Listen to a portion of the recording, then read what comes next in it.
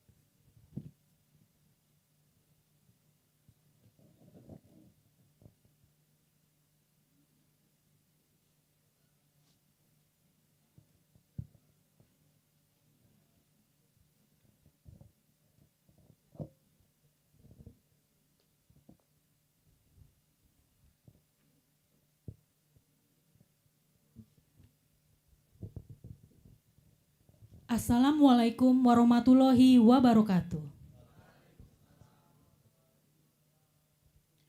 Good afternoon, ladies and gentlemen. On behalf of the organizer, we would like to extend a warm welcome for participating to event Asian Outlook on the Indo-Pacific Deepening AOIP Cooperation for the Epicentrum of Growth, commemorating the 50th year of ASEAN-Japan Friendship and Cooperation. My name is Liz. I'm the host for today, and it's such an honor to welcome you all here. The purpose of today's event is to commemorate 50 years of ASEAN-Japan Friendship and Cooperation and Indonesian Chairmanship of ASEAN.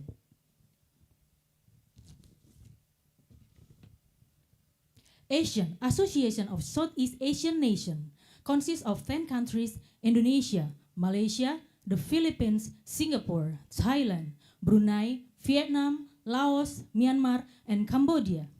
Over the years, they have developed multiple frameworks and initiatives to deepen ties with Japan. As the chairing country, Indonesia has made mainstreaming the AOIP its theme. The seminar will focus on the economy, one of the 4 areas of the AOIP to deepen cooperation between ASEAN and Japan in the economic field. This event is collaboration between the Mission of Japan to Asia, INDEF, and Paramadina. Please applause to the event.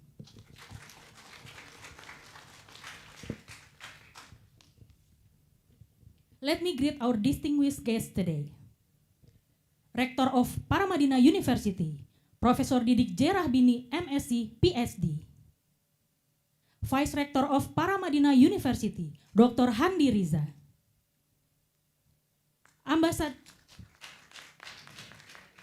Ambassador Mission of Japan to ASEAN, His Excellency Kia Masahiko. Executive Director of INDEF, Dr. Tauhid Ahmad. Member of the Audit and Supervisory Board, Chairperson Mitsui Sumitomo Insurance Company, Mr. Tanaka Hideyuki. Director of Research Strategy and Innovation, Area, Dr. Vin Katacelem Ambu Mauzi. Lecturer Department of International Relations, Paramadina University, Mr. Muhammad Syaiban. Head of Center of Digital Economy and SMEs, INDEF, Ibu Aisyah M. Rahbini, PhD. And last but not least, it is great honor to welcome everyone to our special event today.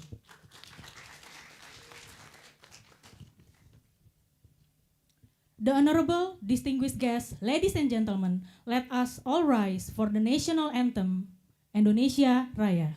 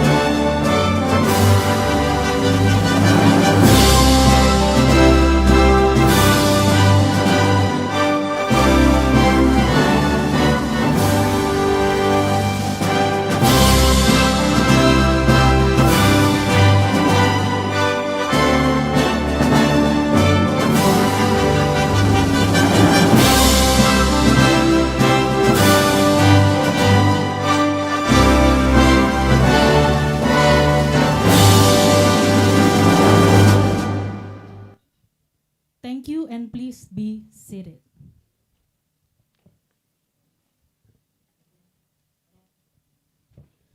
Let's begin our event with welcoming remark from our Vice Rector of Paramadina University, Dr. Handi Riza. Bapak Handi.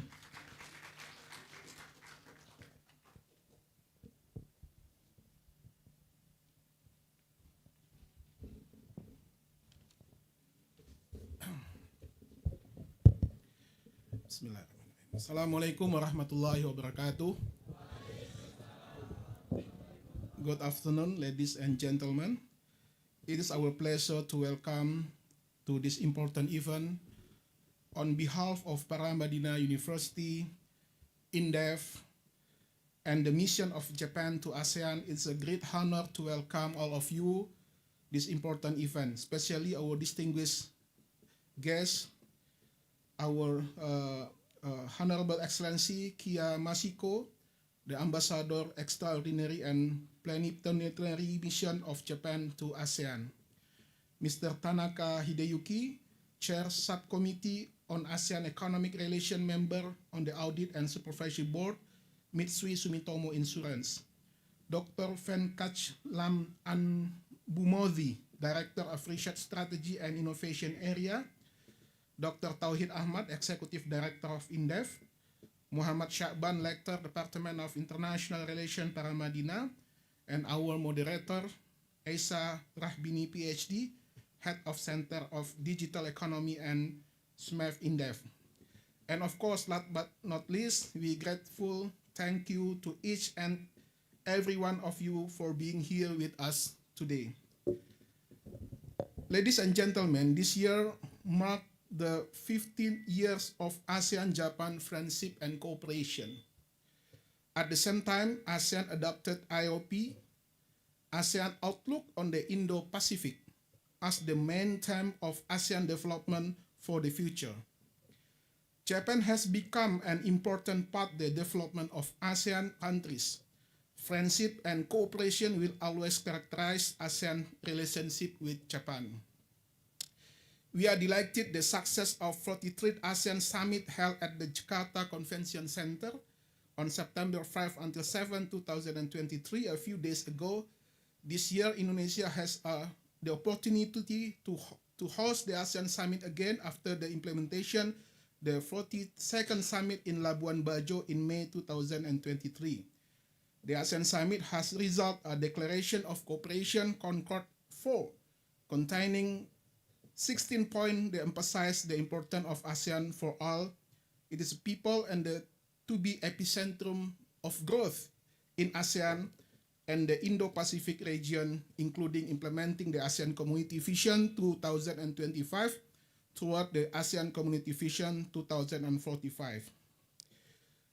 Three main principles in the ASEAN Outlook on Indo-Pacific, which are ASEAN centrality, inclusivity, and complementary, continues to be echoed by Indonesia. ASEAN centrality is need amid the dynamic of geopolitical and geostrategic shift in the Indo-Pacific region. IOIP open dialogue and cooperation with all countries without exception. This outlook also emphasizes synergy amidst different in the Indo-Pacific concept and aim to strengthen existing mechanism for facing regional and global challenge. It is appropriate that we took the theme Deepening AOIP Cooperation for the Epicenter of Growth, commemorating the 50th year of ASEAN-Japan Friendship and Cooperation. This reflects how the ASEAN-Japan friendship will be stronger in the future for guarding the world's rapid change. This our remark for the commemorating the 15 years ASEAN-Japan Friendship and Cooperation. We hope this seminar will be successfully so that resulting dialogue and recommendation that can be followed up by both ASEAN countries and Japan's. Once again, thank you for everyone for being here today. Let's have a great time in the seminars. Thank you. Wassalamualaikum warahmatullahi wabarakatuh.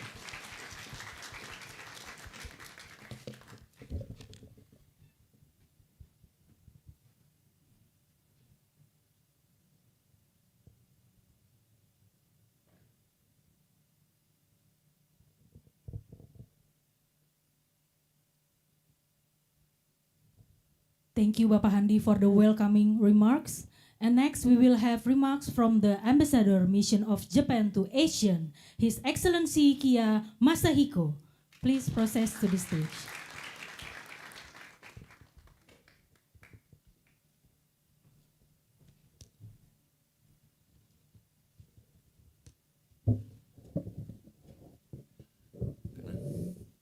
So, Assalamualaikum and selamat siang and good afternoon.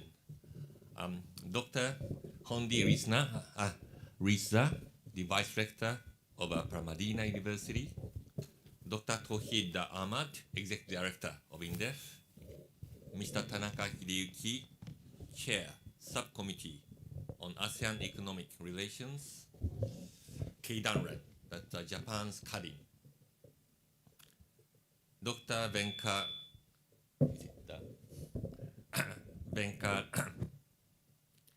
Tachalam Ambumozi, Director of Research Strategy and Innovation Area. Ladies and young students, gentlemen. So first and foremost, I'd like to express my heartfelt appreciation to the INDEF, Paramadina University, for co-hosting today's seminar. I would also like to thank all the speakers and a moderator for contributing to today's event. It is my great pleasure to be with you all, many from this university who are taking time to join this seminar.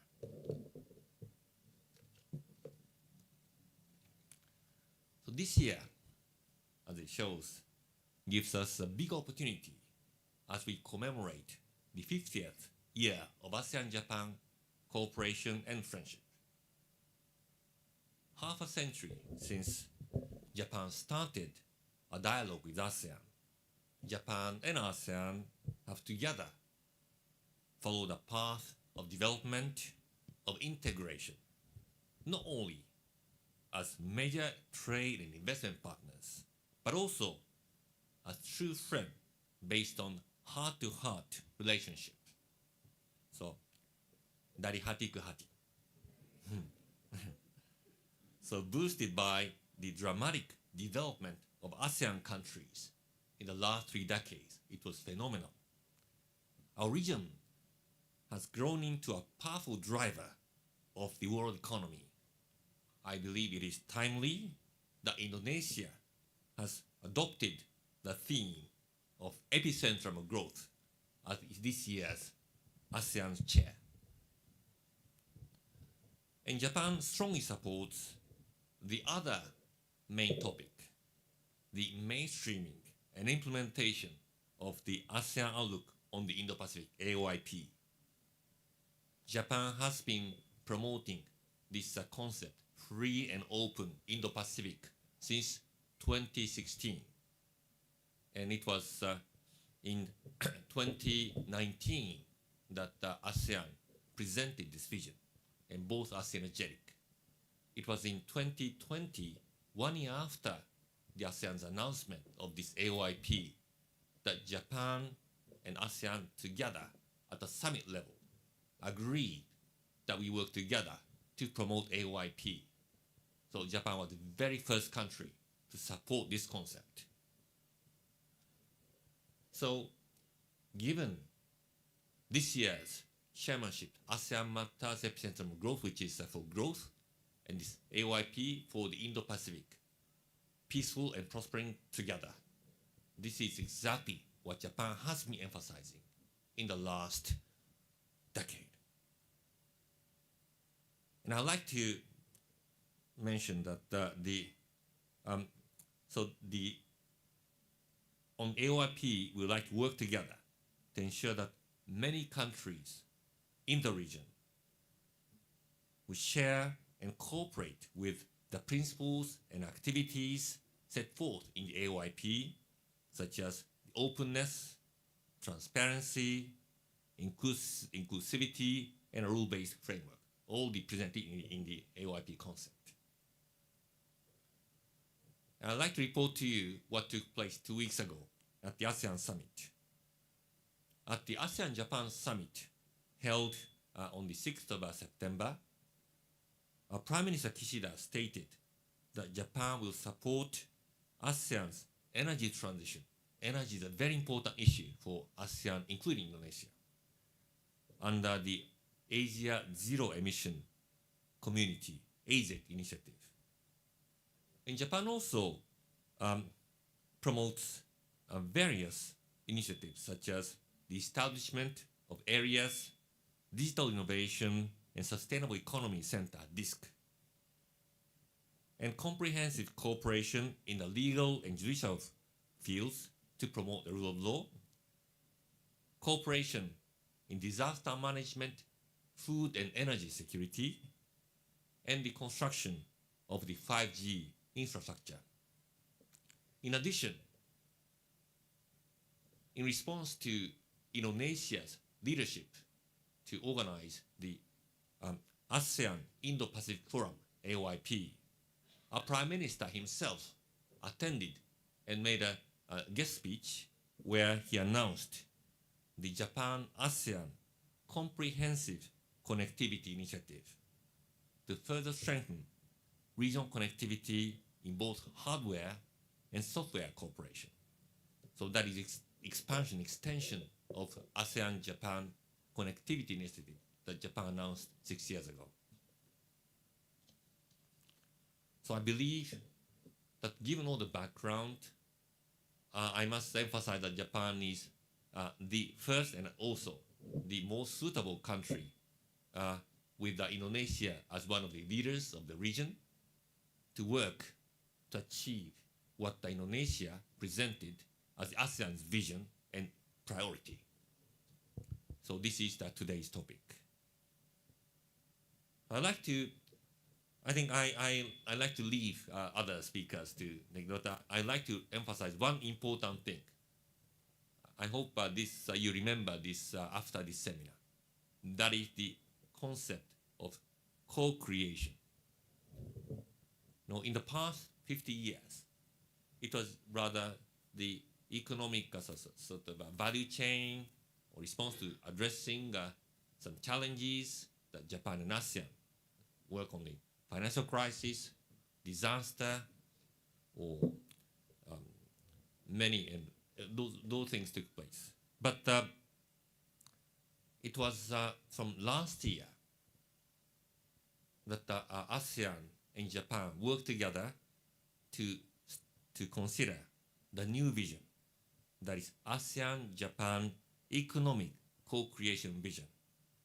And the final version was announced last month in August on the occasion of the ASEAN-Japan Economic Ministers meeting in Semarang. So this vision sets out a clear definition of our future cooperation as an equal partner. Let me highlight the key message.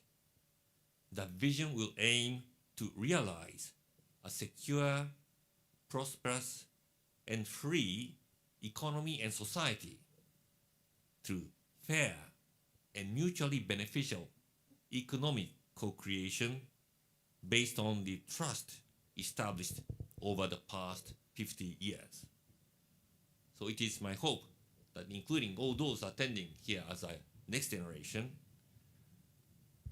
today's seminar will provide a good opportunity for participants to consider how to co-create economic and social solutions to the common challenges that we all face today. I believe that the upcoming ASEAN-Japan Commemorative Summit to be held in December this year in Tokyo will surely enhance our cooperation to a new stage and expedite the momentum. And you are the participants. I like to promote two big events for young generation. One is the upcoming Model ASEAN plus Japan, co-organized by ASEAN Foundation and ASEAN Japan Center. Application deadline is the 24th of September, and you can easily find the application website by Googling it. So it's a Model ASEAN plus Japan, model ASEAN and Japan. And the other one is, it will be held, deadline is the 24th of this month, and it will be held in Jakarta, the ASEC, ASEAN Secretariat. The other one is more tempting. Generation Z Summit to be held in Tokyo, and to be held, I think, in Japan. And there will be a pre-event, and the call for application is taking place. So you can be invited to Japan. So another application is, it's also co-organized by the Japanese government and the ASEAN Foundation. So you can come over to Japan if you apply. So please challenge. So let me conclude by emphasizing the importance of the achievements of our cooperation in the last 50 years. And also to building on to that achievement to shape the future of ASEAN, Japan, and the Indo-Pacific region and the world in the next 50 years and beyond, together with our cooperation. Today is the starting point, and you are the participants to transform ASEAN and Japan and the region for the future. Thank you very much for your attention. Look forward to having discussion with you.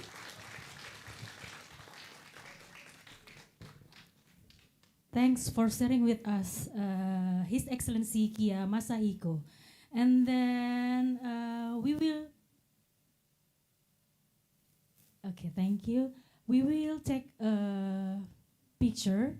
I will invite our Vice Rector, distinguished guests, and to take picture together in here. Would you take a picture first? The speaker, the moderator. Yeah, speaker, the moderator, ambassador, and the vice rector, please.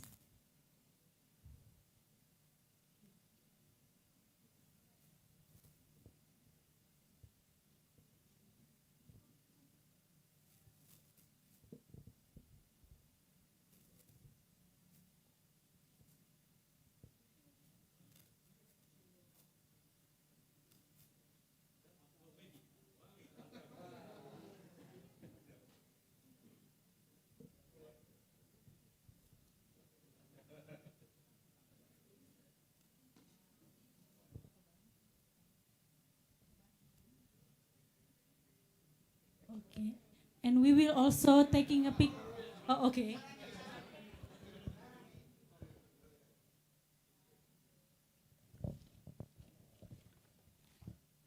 Okay, and we will also taking a picture with the audience. We're gonna turn around and please come forward here. Yeah. Berdiri guys. Pastikan masuk dalam frame ya, teman-teman. Bu, silakan Bu.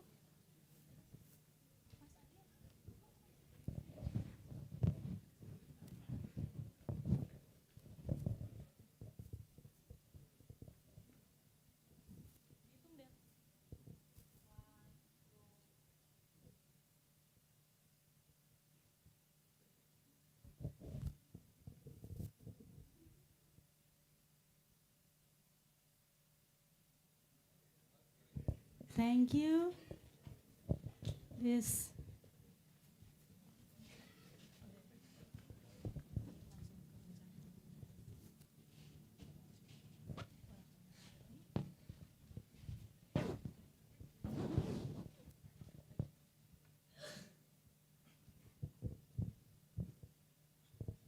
And now we are going to the main event, which is a seminar, Deepening AOIP Cooperation for the Epicentrum of Growth, commemorating the 50th year of ASEAN-Japan Friendship and Cooperation.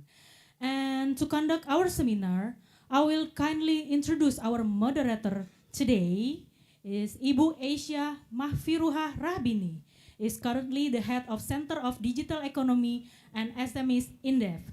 She completed her doctoral degree in International Economic Policy from Waseda University, Tokyo, Japan.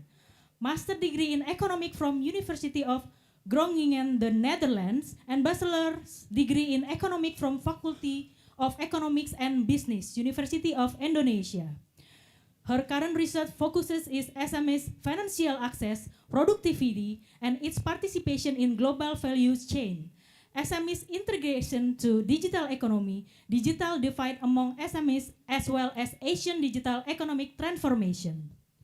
She is also a full-time lecturer at the Department of Economics, Faculty of Economics and Management, IPB University, Indonesia. Please welcome to the stage our moderator Ibu Asia Makfiruha Rahbini, PhD, to the stage.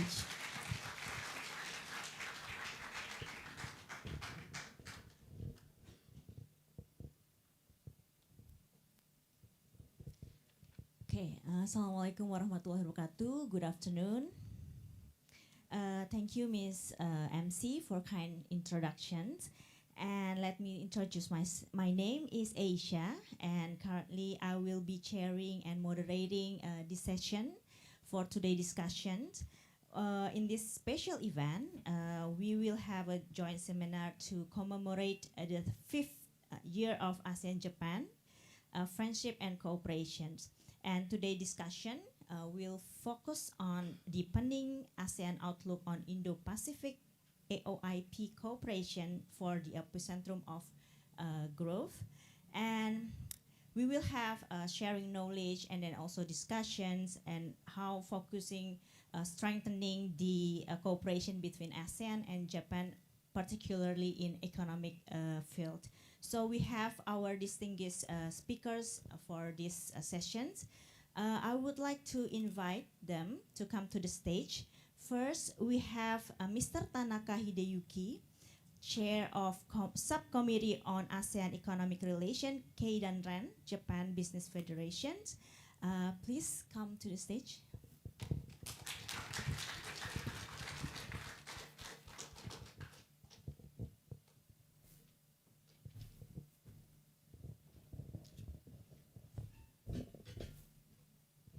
And then I will also invite the second speaker, Dr. Venkatachalam Ambu Mozi, Director of Research Strategy and Innovation Area.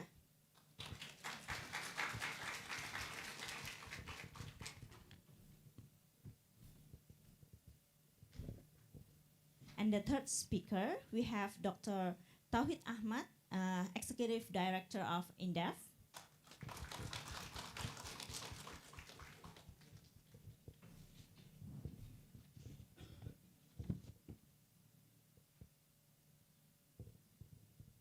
And then the last but not least, we have Mr. Muhammad Shaban, Lecturer, Department of International Relations, Paramadina University.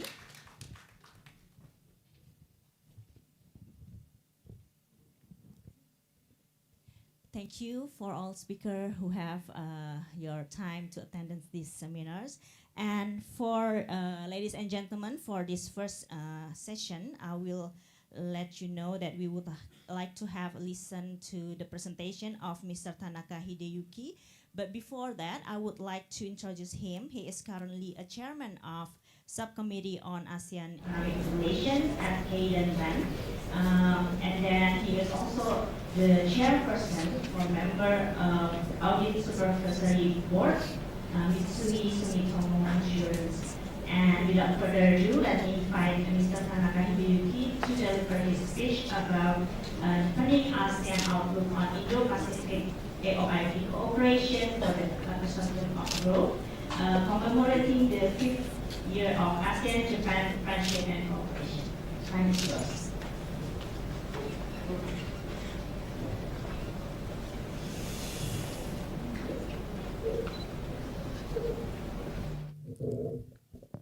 Thank you, Chair. Selamat siang.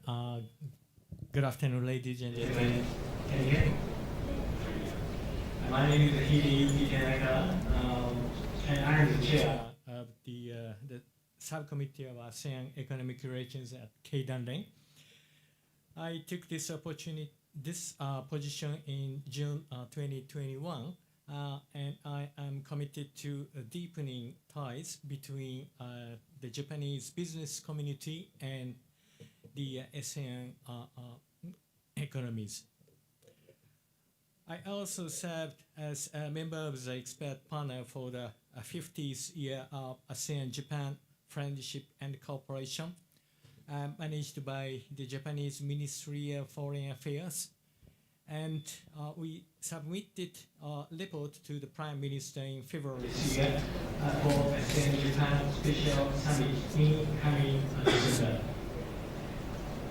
It is a great honor for me to be invited to this occasion to exchange views with you on this memorable year.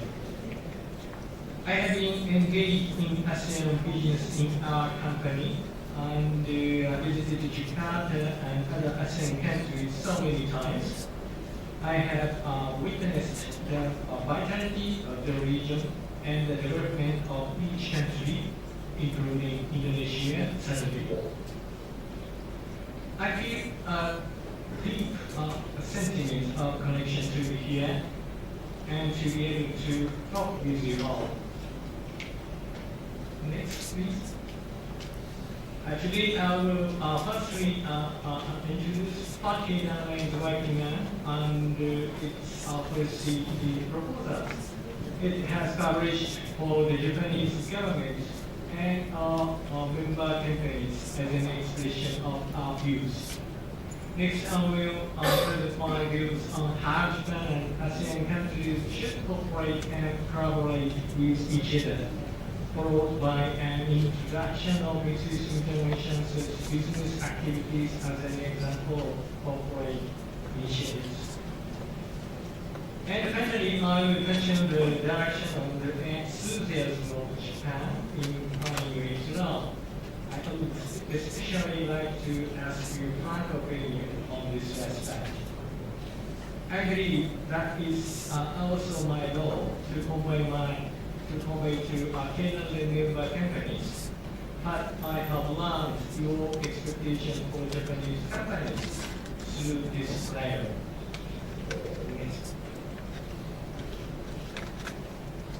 KMLA, Japan Business Federation, is a comprehensive economic organization. Members are almost 1,500 representative companies, 107 nationwide industrial associations, and the regional economic organizations for all 47 prefectures. KMLA's mission is to bring the vitality of corporations, individual and local communities, to support corporate activities which contribute to the sustainable development of the Japanese economy and improvement in the quality of life for the Japanese people. For this purpose, KMLA establishes a consensus in the business community on a variety of important domestic and international issues for their steady and appropriate resolution. At the same time, we communicate with a wide range of stakeholders, including political leaders, administrators, labor unions, and citizens. KMLA encourages its members to adhere to the Charter of Corporate Behavior to establish and maintain public confidence in the business community. It also strives for the resolution of international issues and the development of closer economic relations with various countries through policy dialogue with the governments and economic associations of each country, as well as international organizations. What kind of activities does KMLA do? The slide shows the priority initiatives for 2023. You can see what kind of issues the Japanese business community recognizes and is working on. 2023 is the year in which the post-COVID-19 era goes, and we must work to solve global issues such as climate change, which is becoming increasingly serious, and to reduce disparities among the people and realize the virtuous cycle of growth and distribution that the Japanese government has set forth. This is a year in which the Japanese economy needs to regain its dynamism and enhance Japan's contribution to the world.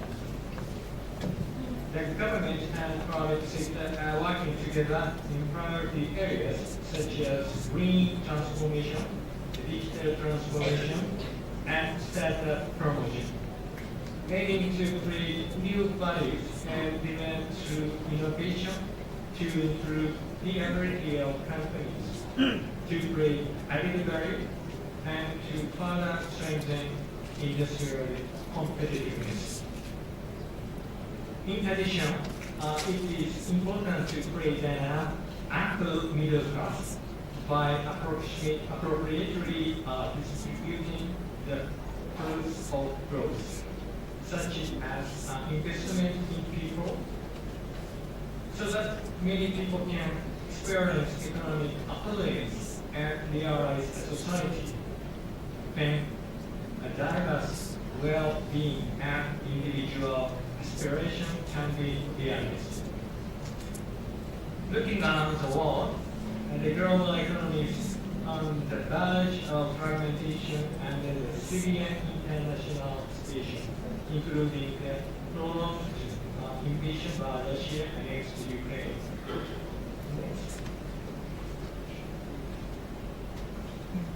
We are also working to advocate for the maintaining and the strengthening of free and open international economic order, so that companies can continue to actively develop the global business.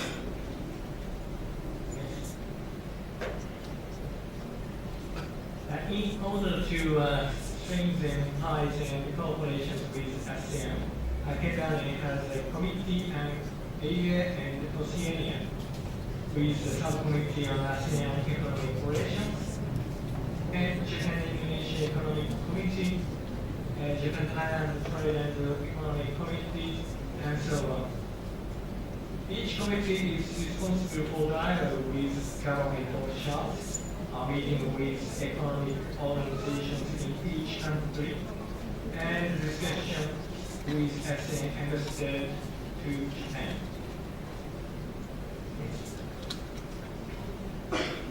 ASEAN is one of the most important regions, certainly for Japan.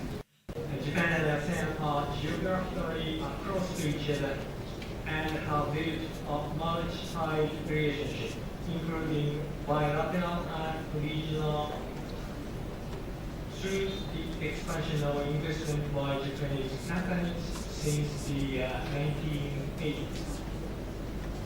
Today, ASEAN has been increasingly important to Japan's manufacturing and non-manufacturing industries, and the global supply chain in the region is a source of international competitiveness. Japan and ASEAN are inseparable partners with job creation and human resource development in each country. Also, playing a major role in the regional development. Next. Is it a page? Is it page 7? Page 7. Page 7, please. Turn back to page 7. Thank you. In June 2021, in light of the importance of Japan-ASEAN economic relations and the need to further develop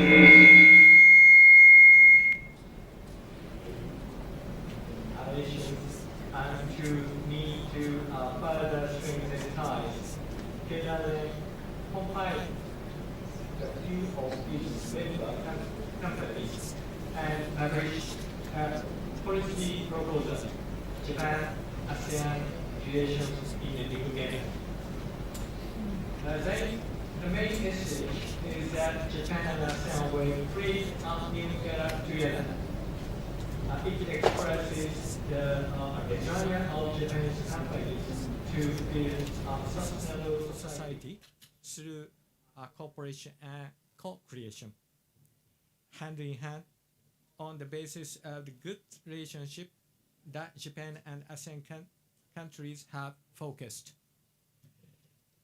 A concrete summary of what Japanese companies will work on together with ASEAN countries is building hard and soft social infrastructure for greater connectivity, realization of sustainable growth, using digital technology, human resource development, and cultural exchanges.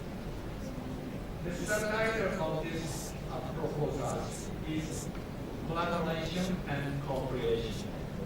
New value will be created in both relations, while continuing the corporate relationship that has been cultivated over many years. Next, please. Please allow me to elaborate further. In this proposal, there are areas where Japanese technology can be utilized. For example, in hard and soft social infrastructure. And then there are areas where we should work together on common social issues, such as a transition to a net zero emission society, building a society with low environmental impact, disaster prevention and mitigation efforts, and cooperation in medicine and healthcare services. Next.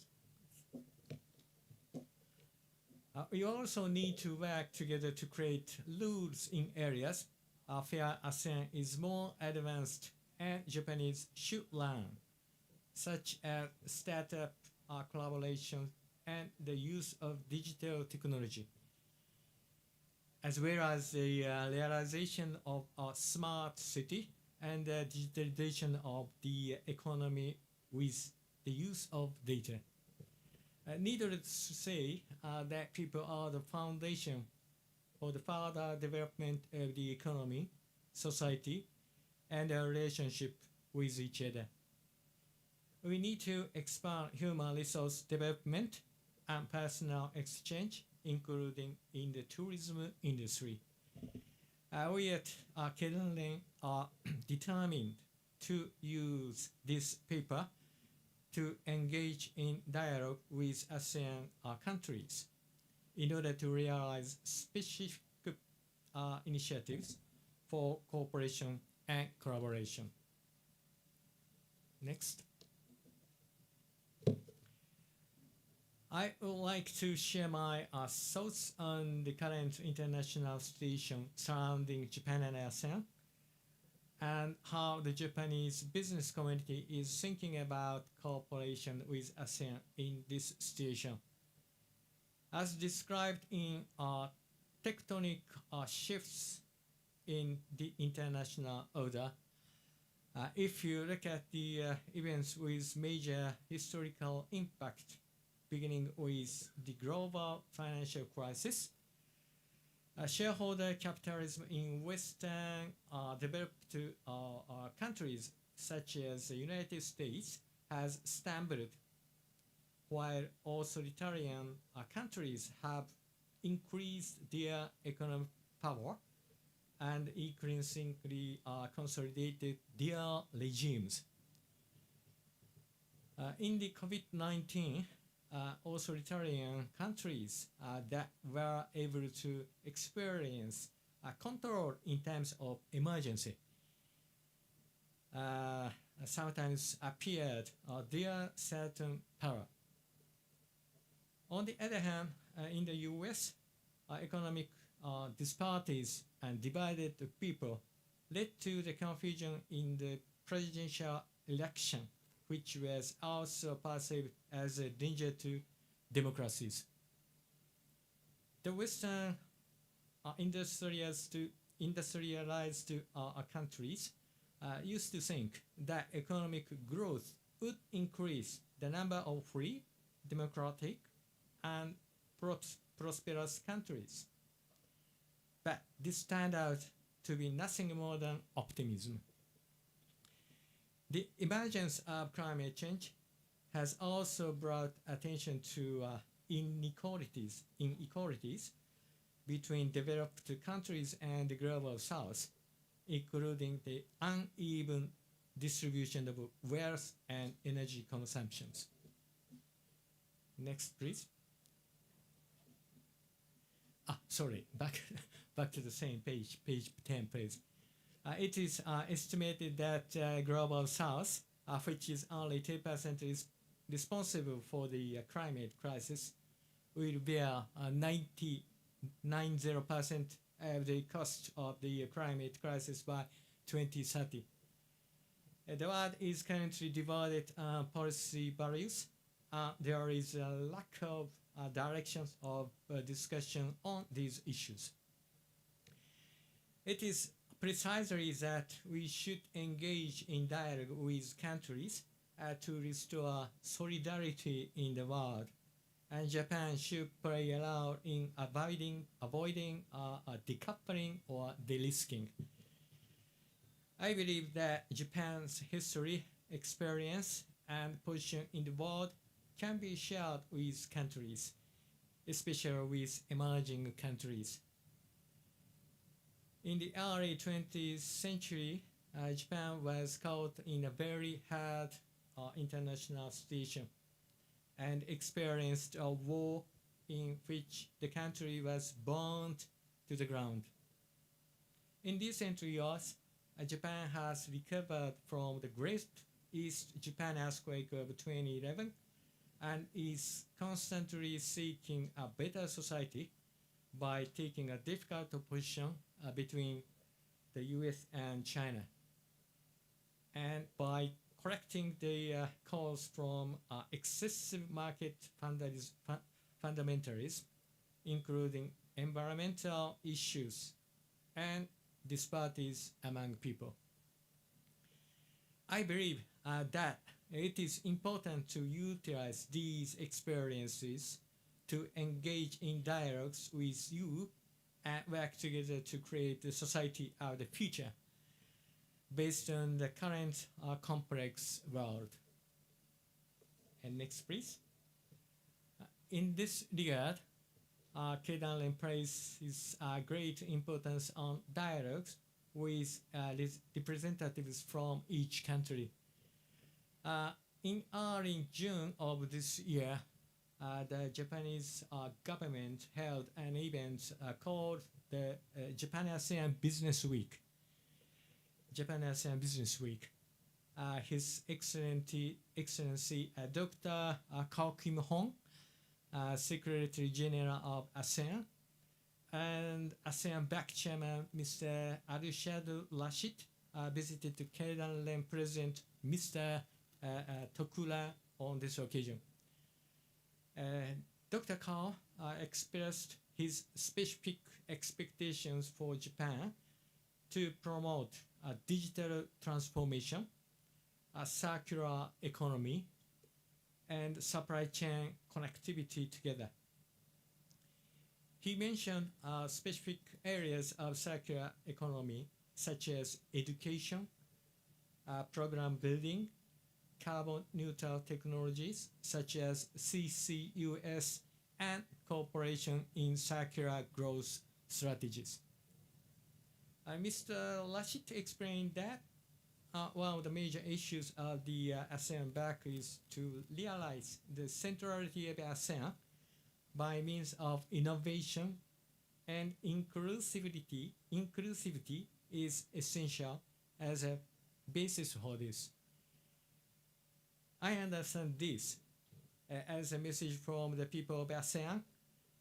There is a need for a centrality that can be called autonomy. Inclusivity in the sense of respect of diverse countries and their cultures. And innovation to achieve economic development and improve people's lives. Next, please. For the ASEAN economy from the Japanese perspective, I would like to share with you that Japanese business community's perspective on the ASEAN economy. The reality is that Japan's population is declining and economic growth based on population is unlikely. Japan has high expectation for ASEAN's population growth and high economic growth as well. We are aware that in addition to Japan, China and South Korea are making large investments. In particular, China appears to be investing heavily in infrastructure, including energy, construction, real estate, and information and telecommunications. I have the impression that Japan used to be welcomed for the investments in all the sectors, but now I think that the expectations as some countries towards Japan have changed, partly due to the progress in mutual understanding and the areas in which Japan has strengths are now being highlighted. There is also the existence of economic disparities among countries in the region, and that the foundation of the local economy is small and medium-sized enterprises.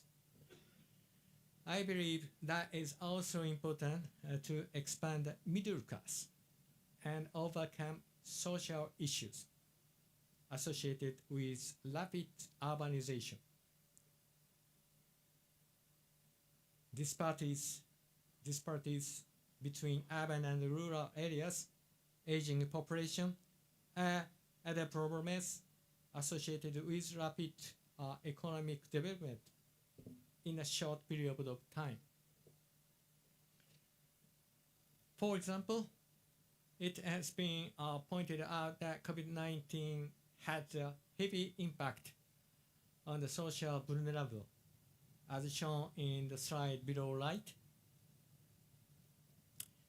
In addition, during the meeting with the ASEAN-BAC chairman, he also mentioned digital transformation, sustainable development, health resilience, food security, and trade and investment infrastructure development as priority for the economy, taking into account that small and medium-sized enterprise support the foundation of the economy. Next, please. I would like to briefly touch on what ASEAN-BAC chairman has identified as priorities for the ASEAN country economy. Digital transformation as a challenge to improve digital literacy and digital infrastructure in line with the significant growth of the digital economy. In Japan, especially the elderly population is facing challenges to improve their digital literacy, and we both are facing challenges as well. With regard to sustainable development, energy transition, the current power source mix is mainly composed of fossil fuels, and electricity demand will grow significantly in the future, and it will be difficult to meet the global goals of the Paris Agreement, even with the current policies. It is effective to work with Japan, which has the technology and is working on the introduction of renewable energies. The Japanese government has set up the Asian Zero Emission Community Initiatives. Many Japanese companies are participating in these initiatives to promote specific actions. In the area of health resilience, considering that ASEAN will become an aged society, 40%, 14% of the population by 2040. Access to medical care and the elimination of disparities between urban and rural areas are also issues that must be addressed. Particularly, healthcare also must be enhanced through the use of digital technology to complement medical institutions. Japan's aging ratio has already reached 29%, and we are working to transform our society so that elderly people can live vibrantly. The current demographic make it possible to predict the future aging of the population. So it is necessary to discuss early on how society should respond to this trend and take measures to deal with it. In terms of food security, agriculture is a major industry in some countries, and the self-sufficient rate is barely enough. It is really envied for Japan, but it is necessary to keep in mind the effects of climate change. Please move on to next slide. Thank you. Considering the current international situations, the expectation of ASEAN countries towards Japan and the challenges ASEAN is facing, I believe that it is important for the Japanese business communities to respect the centrality of ASEAN while working to strengthen the economic foundation of the region in cooperation and collaboration with ASEAN. Japanese companies have a long relationship with the ASEAN economies, especially in the manufacturing sector, as a key element of its supply chain. And today, the non-manufacturing sector is generating revenues of the same magnitude. The current international situation will be overcome by expanding the middle class as the main actors of production and consumption.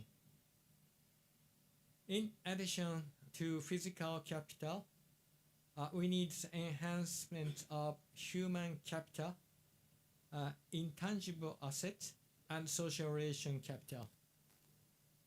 In order to overcome the current international situation and to rebuild a free and open international order, it is necessary working to develop the local economy and realize a secure, safe, and fair society without falling into the trap of middle-income countries. Next. As an example of what I have talked about so far, I would like to introduce our business's activities of Mitsui Sumitomo Insurance. We operate our operation under the name of MSIG. Since entering Thailand in 1934, we have grown along with the development of the local economy by establishing operations in all 10 ASEAN countries. We have been expanding our network in cooperation with local capital and appointing local management who are familiar with the market. We have grown in tandem with the development of local economies. Today, we are the largest general insurance group in the ASEAN region. Although we are a Japanese insurance group, we operate as a local insurance company in each country, with 70% of our premium income coming from local business. We have been and we continue to conduct our business activities with the aim of contributing to the sustainable growth of each ASEAN country's economy.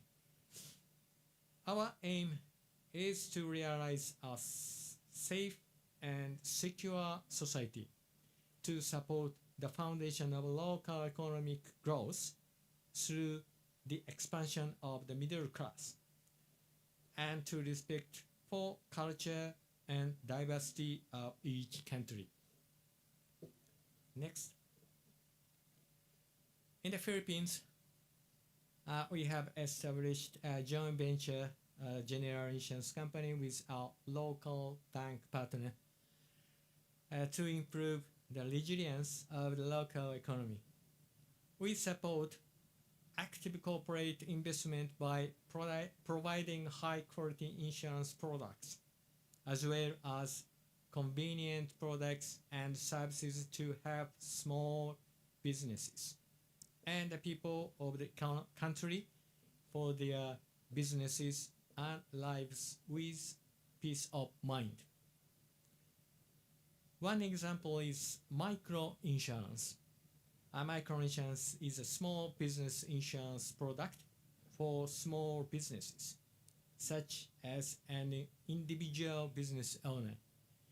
A small business represents 90% of Philippine businesses and are important economic actors in the country.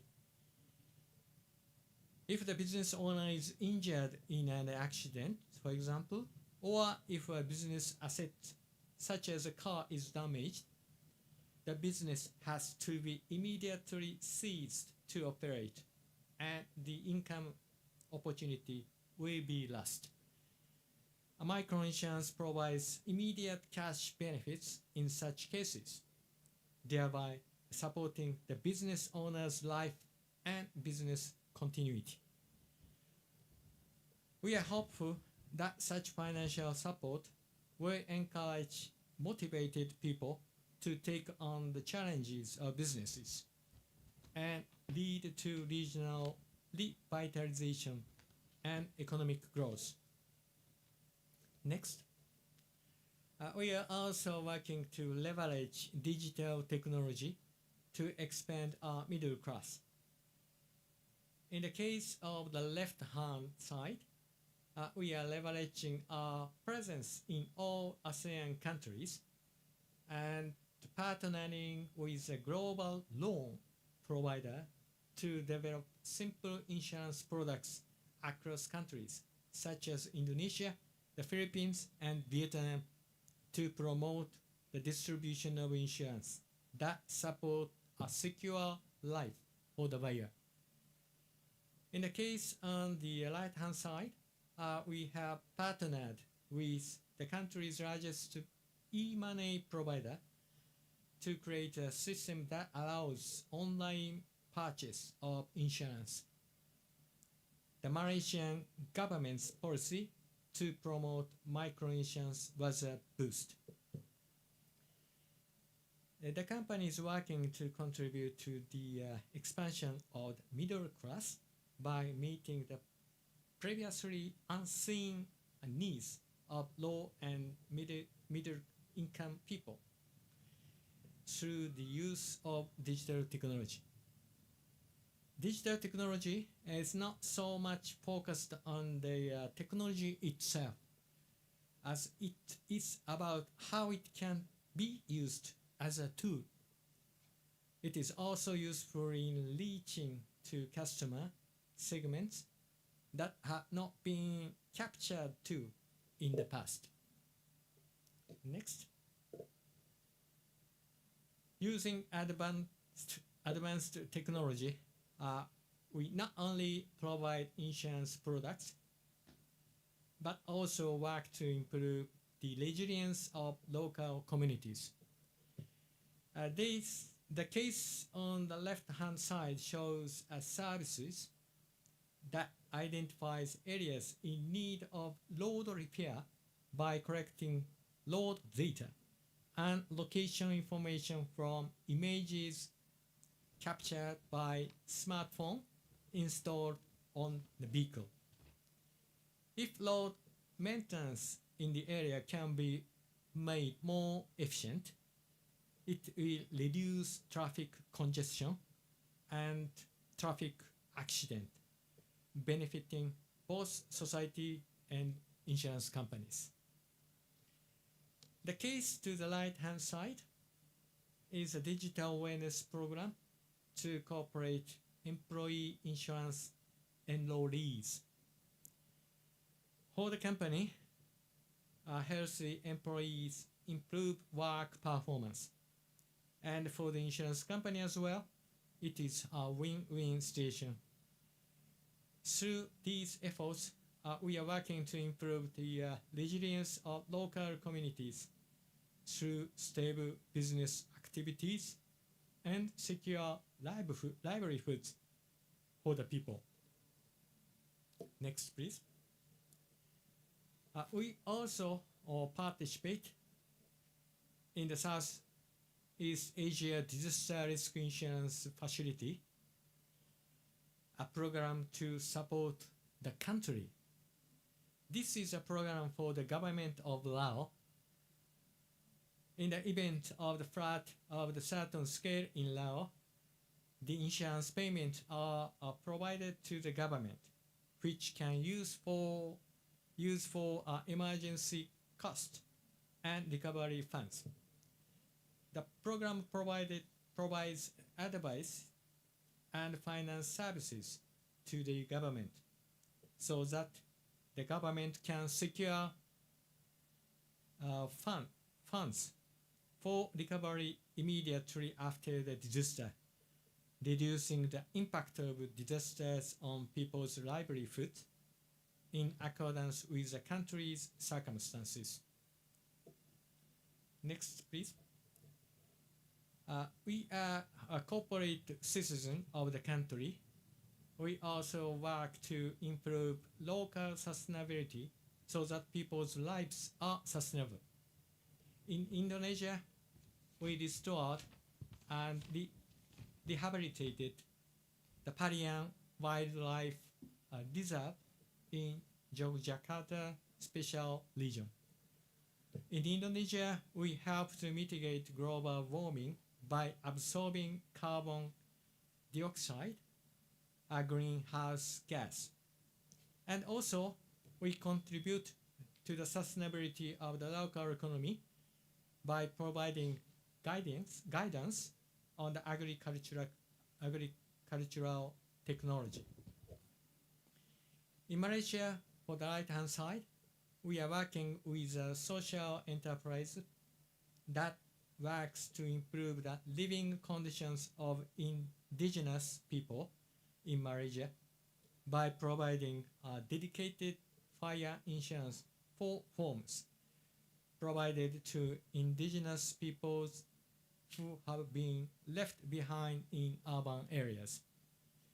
The people will be able to live in peace of mind, and the sponsors of these houses will not have to worry about losing the value of their donation, making it easier for them to participate in the project. I believe that increasing the values of inclusion and sustainability will support the resilience of that community. Please go next, please.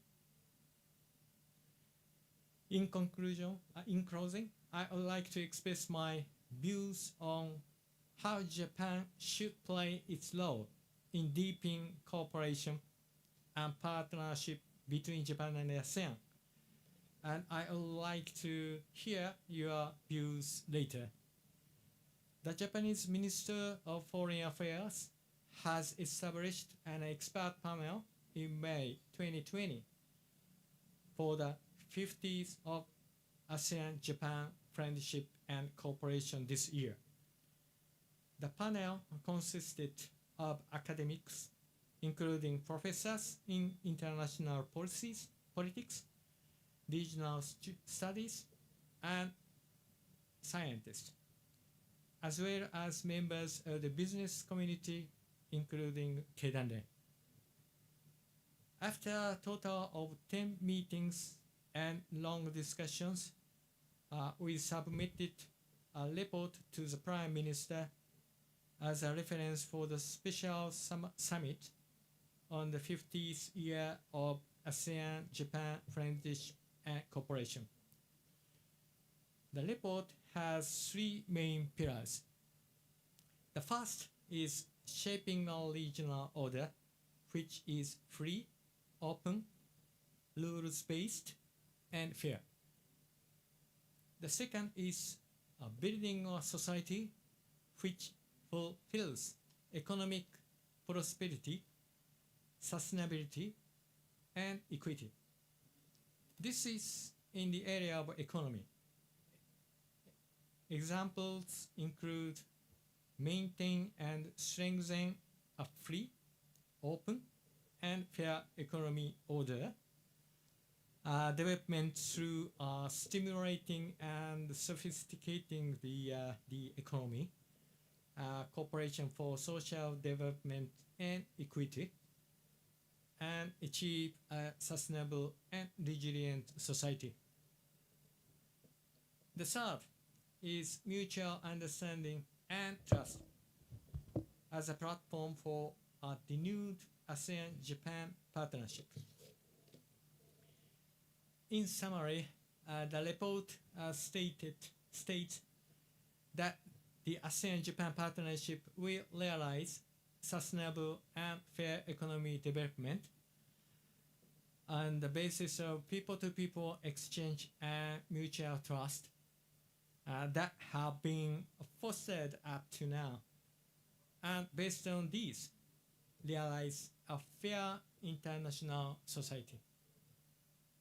In this light, economic activities play an important role in linking people-to-people exchange and friendships that have historically been built up to form an international order.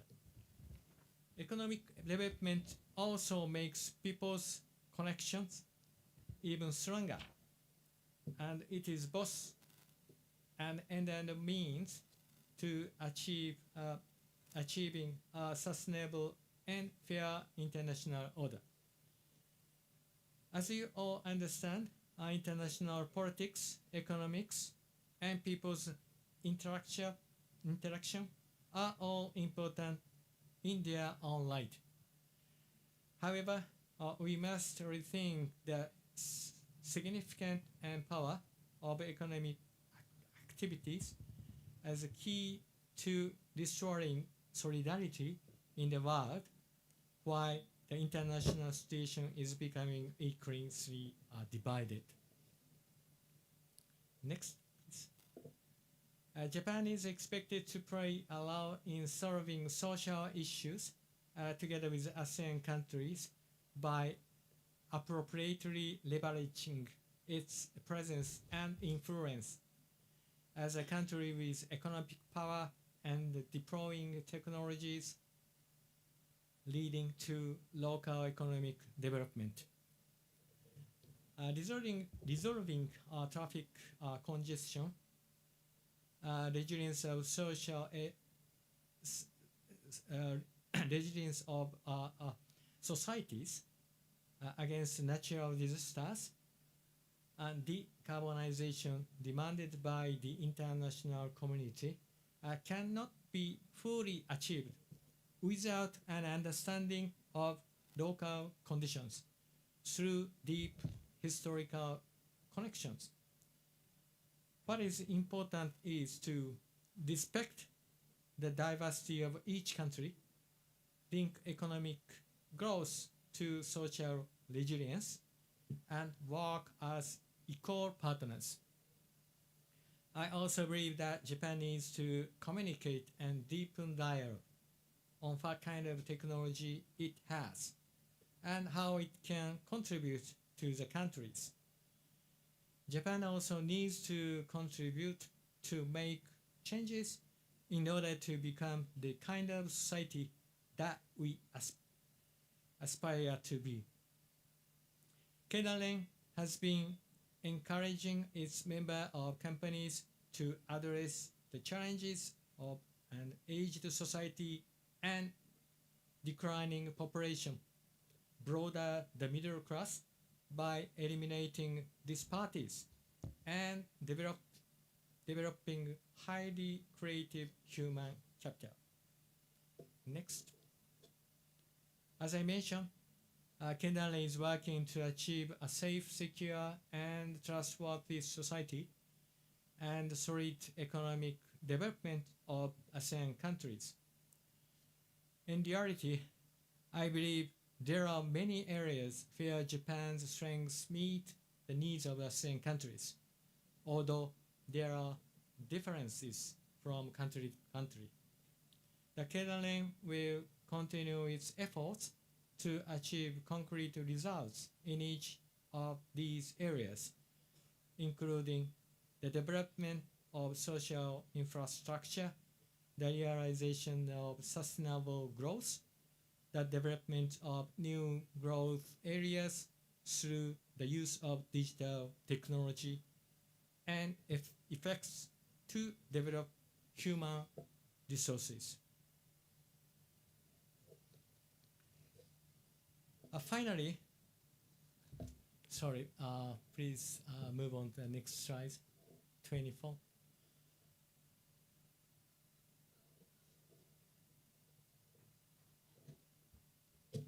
Okay. Finally, I would like to touch on the most pressing issues of all, the climate change, climate crisis. The physical and economic impact of climate change are significant in the global south, and hard and soft social infrastructure need to be improved. In India, for example, insurance is not widely penetrated, and it is said that when natural disasters occur, insurance covers only 5% of the losses, and the economic losses directly affect business activities and people's lives. As shown in the chart below left, Asia is said to have the highest number of people who displace due to weather-related hazards, especially flood. Furthermore, as shown in the chart on the lower right, the effects of climate change can lead to social unrest, conflicts, and riots via food crisis, and increasing inequality due to the vulnerability and lack of adaptability in each country. If the political power of the government turns inward, as they are forced to focus on their own internal responses, the international order will be affected. Although green transformation, such as energy transition, may be able to put the brakes of global warming, it is inevitable that the climate crisis will continue for some time, based on the assumption that temperature have already risen. I believe it is important to work together to create an inclusive and resilient economy and society based on the premise that disasters will occur. Next, please. This is the final slide. It is necessary to respond to the climate crisis with both mitigation and adaptation. In this sense, I feel that Japan's policy is heading in the right direction.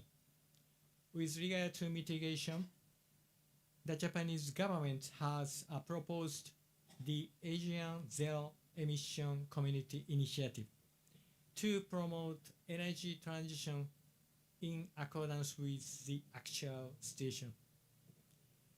In terms of adaptation, it is necessary to consider how to support the business and livelihoods of people who are vulnerable to the inevitable impact of disasters. We need developing hard infrastructure to sustain business activities and people's lives based on the premise of climate change.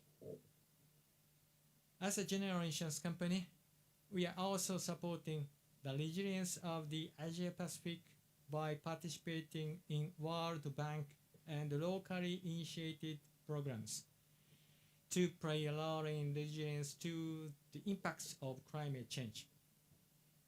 Climate change is a major short-term risk for the countries of the Asia-Pacific. I believe that it is necessary to promote both mitigation and adaptation.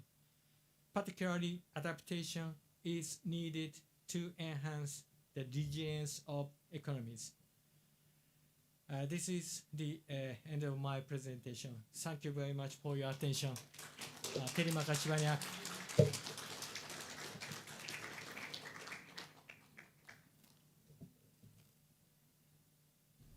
Thank you very much, Mr. Tanaka, for your remarkable and insightful presentations. That we know about the role of Japan, long-time strategic partner with ASEAN, as well as how that Japan cooperate with ASEAN from the business perspectives. And moving along, we have a second panelist. I would like to invite Dr. Venkata Shalam Ambumozi. He is Director of Research Strategy and Innovation Area, and he has conducted research on resources management policies as well as energies. Thank you and good afternoon. And I congratulate INDEF and University of Paramadina and the Japanese mission to ASEAN to have this symposium, which is a very timely and commemorating the 50th anniversary of bilateral relationship between ASEAN and Japan.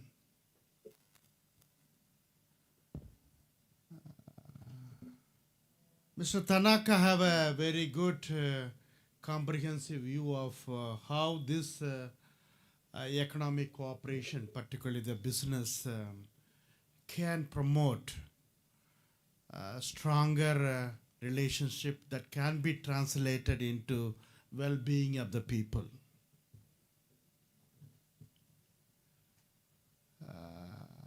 My presentation will be focusing on supporting that propositions in the context of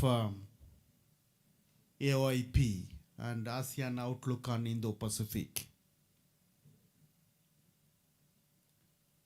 Answering some of the questions under the multilateral framework and why we need to look into a bilateral cooperation, particularly the Japan and ASEAN cooperation.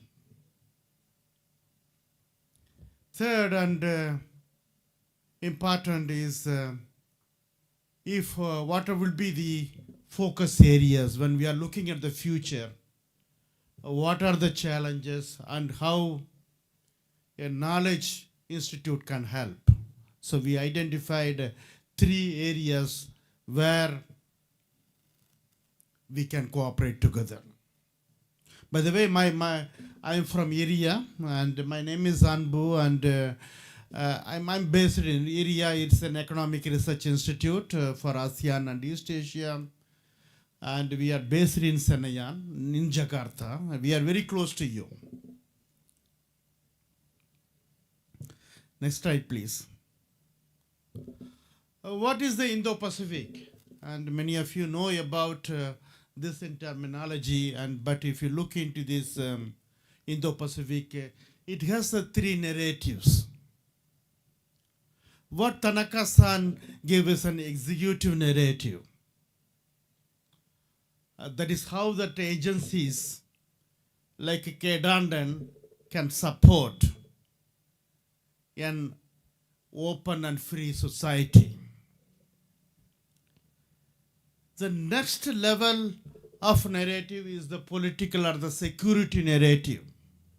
I think what the ambassador mentioned about it. We look for a peace and prosperity. That comes from countries working towards coming together and developing a narrative for the security. That is where East Asia Summit, that is where IRIA was created as a part of this East Asia Summit process. And then ASEAN Regional Forum. So the more is the conceptual narrative that comes in exist in 2016, where the countries coming together and look for a very open and free society. So ASEAN AOIP, ASEAN Outlook on Indo-Pacific is more focusing on it. That is how we can build a maritime cooperation where the countries are in the Indo-Pacific are interlinked by a maritime economy, and then through the connectivity and achieving the sustainable development goals. Next slide, please. But if you look into the AOIP, and that shows that is the narratives for coming together. Here we have more than 44 countries classified into with the different developmental stages. We do have the countries where there is a less income, which is usually LDC is defined as a kind of around $1,000 as a per capita national income. So we do have the developing countries, which is in the 1,000 to 4,000. And then we have very few countries which are rich enough. Here we find this classification or the categorization shows these is imperatives for coming together. Where there is Japan need to help the countries. The aspiration of the LDCs are moving towards a middle income. For the middle income countries to avoid the trap and get into a more prosperous or the high income societies. Next one, please. This is where Japan and the ASEAN cooperation comes. If you look into these FDIs, that is the mega trends that is happening in this region, and most of these FDIs from Japan is getting into ASEAN countries, with Indonesia being one of the prime receiver of these FDIs and ODAs. When you combine FDIs and ODAs and you have this kind of infrastructure connectivity happen, that is the story of successful story of ASEAN to tell to the region.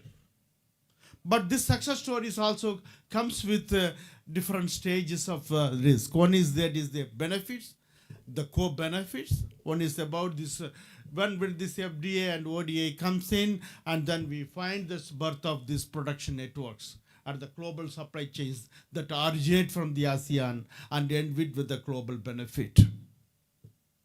The second mega trend is this supply chains also comes with the risk, like a disaster risk. Tanaka-san mentioned about it.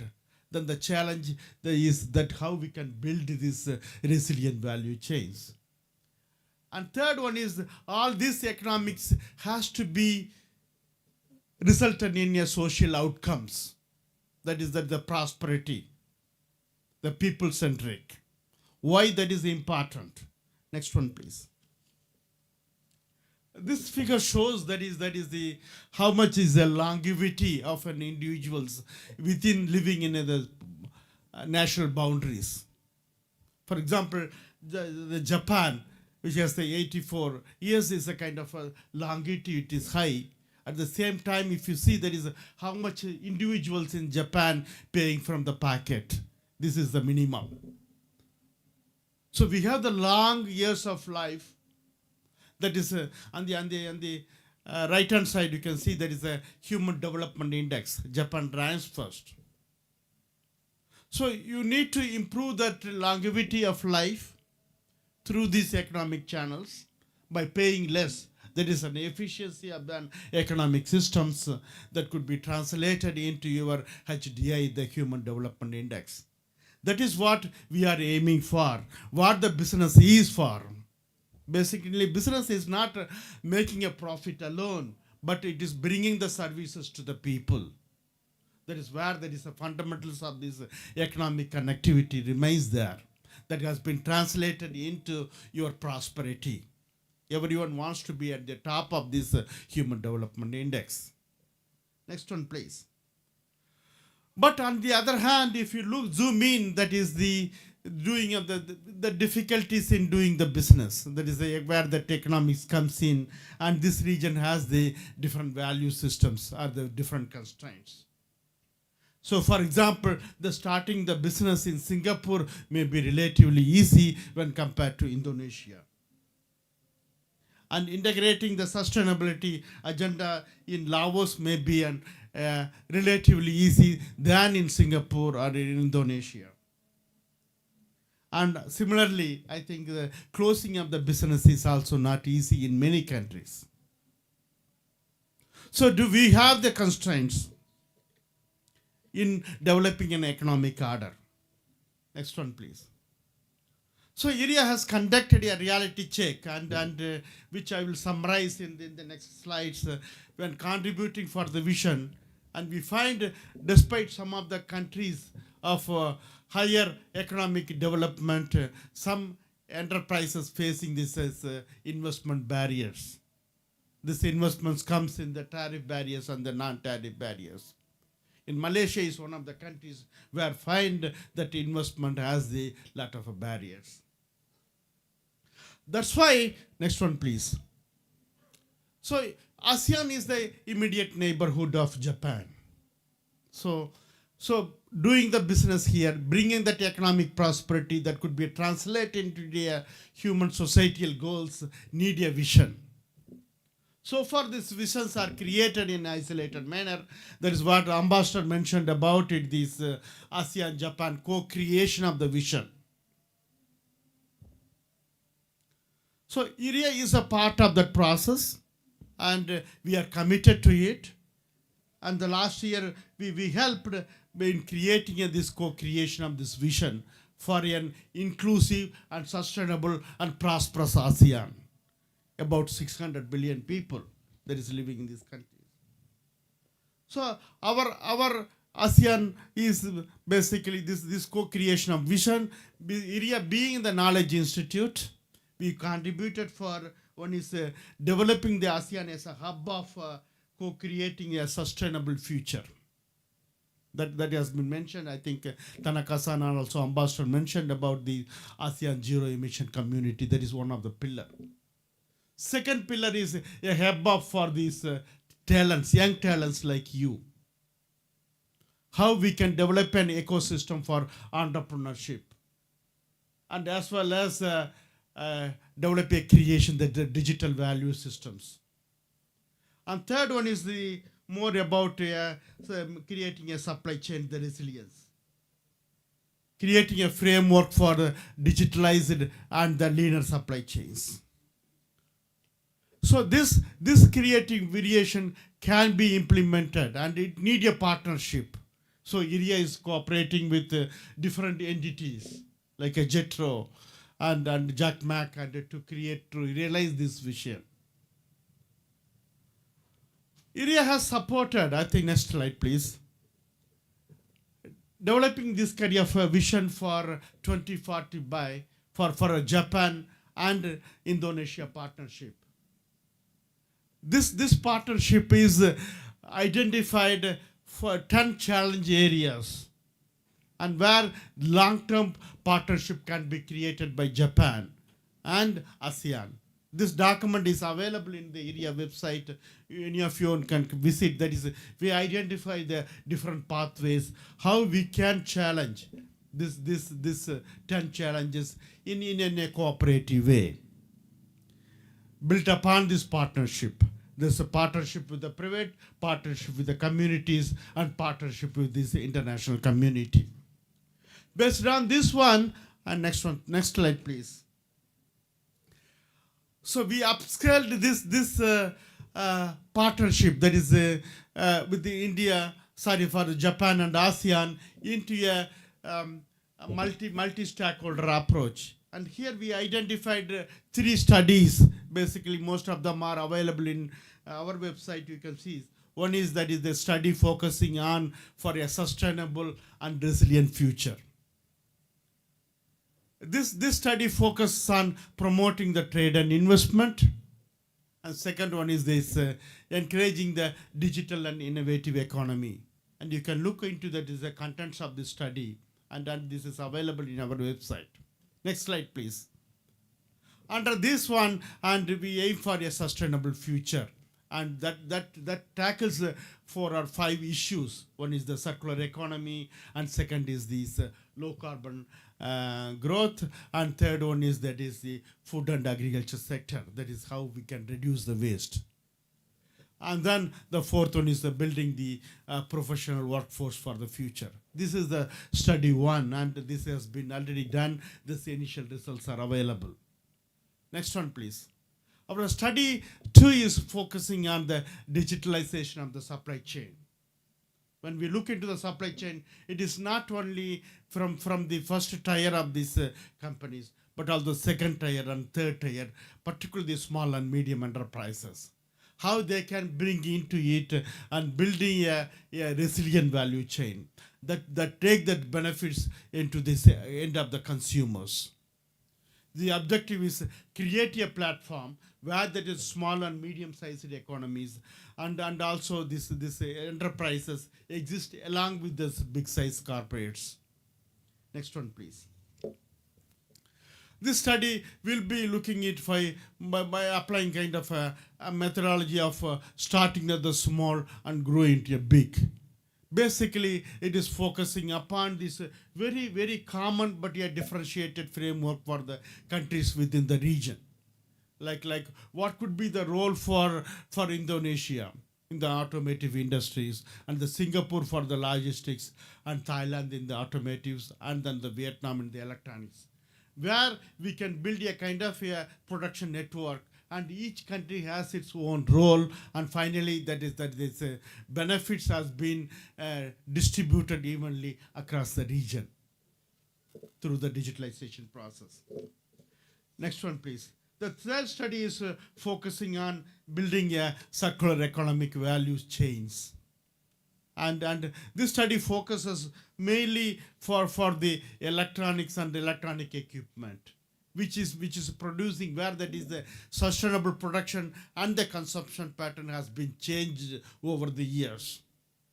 So this study focusing on building a circular value chain for this sector. And here we identified basically what could be the entry points. Next slide, please. We basically mapped what kind of a new business opportunities that is available by bending this currently existing the linear value chains into a circular value chain. Here we find there are several best practices that is available in Japan that could be translated into a new business model that is applicable to the local communities in ASEAN countries that need development of the standards. Currently, very different standards exist in ASEAN countries that need to be harmonized. And then we need to go for an advanced trade openness that is built upon this ASEAN circular economy framework. So if we summarize these 3 studies, next slide please. This is what we got. One is we need to have an open trade across the borders that has to be translated into doing the kind of a lead time for the training and also the trading. Second most important thing is the human resource development. And that is building this academic curriculum and the building training the people, like young people, like preparing for the future. Third one is the supply chain resilience. There is more among the collaboration among the small and medium enterprises and the big enterprises as well as the consumers. Without the consumers' participation, the supply chain resilience cannot be achieved. Next one, please. So this is one of these, as a part of the studies, we conducted the surveys. And this is one of these key findings and one of the findings of this survey. And here we find there is a mismatch between that is what the business needs and also the currently what is offered by the universities. The curriculum that has been offered by the universities is not currently matches the 100% needs of the business community. So we need to look into it, and we need to start these reforms starting from the universities at the school level, where we need to have a much more technical training to prepare for the future, for the circular value chains, or for the digitalization, or building a better and the greener future. Next one, please. So this is the kind of recommendations that is coming from these three studies that is looking at this co-creation of the values that is Ambassador has mentioned. One is promoting this trade and the investment that need several entry points. Second thing is the encouraging the digital and the innovative economy that has 4 entry points. And finally, building a professional workforce. That very much lies in the domain of the universities like Paramadina and INDEF. That is where they have the role to play. And finally, aiming for the sustainable future, which is the low carbon, circular, and managing the resources. Last slide, next. This is my last slide, and this is about the book. I think this book has been released 2 weeks back, and this is available on the area website, and it has 3 sections. One is how this is, what are the ongoing initiatives that Tanaka-san has mentioned about it, and this also has the questionnaire survey. That is, we approached about 400 people, and we captured what are their challenges, what are the opportunities that has been documented. Second thing is how we can go far from the conceptualization into an implementation, and that is the chapter 4 and 5 outlines what are the entry points, and finally that is the section 3 is about the recommendations for the future, and you can download, and there are few hard copies are available. If you are interested, you can write to me. Next one, please. My email address and our website is available, and you can visit. Once again, thank you very much for the opportunities, and we'd like to interact with you. Thank you. Right. Thank you very much, Mr. Ambu Mozi, for your kind and insightful presentation. We move on to the third presentation from Dr. Tauhid Ahmad from INDEF. He is currently the executive director, and also he holds degree doctoral from Faculty of Economics Management from IPB University. So the time is yours.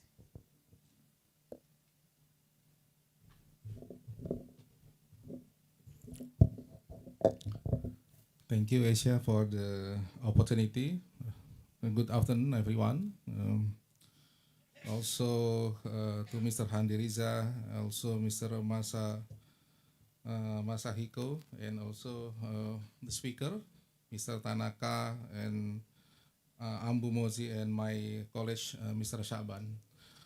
I would like to more focus how Indonesia get opportunity, collaboration, also partnership with Japan. Even ASEAN country is also important, but I think this is our chance how to enlarge and enhance our opportunity with Japan, because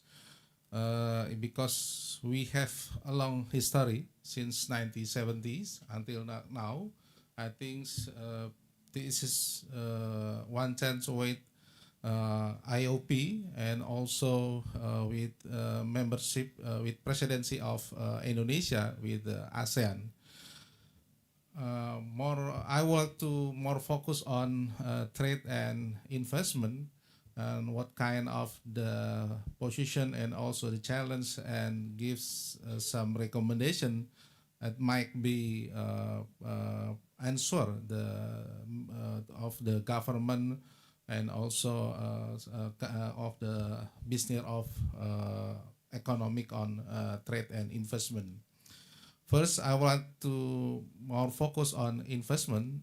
I think why investment very important since our economic performance since COVID, I think 3 years ago, that our economic very disappear. Our economic growth around 2 or 3%, and then become stable on 5%.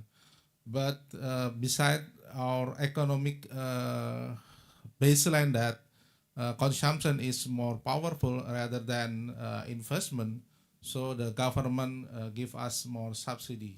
But I think if we based on consumption in a long term or in the future, it's not enough to make our economic growth become 6 or 7%. So investment is very important to us. And maybe in the second quarter of 2023, around 4.6%. I think it's not enough for our economic. Next, please. So that's why our government, I mean, Ministry of Investment,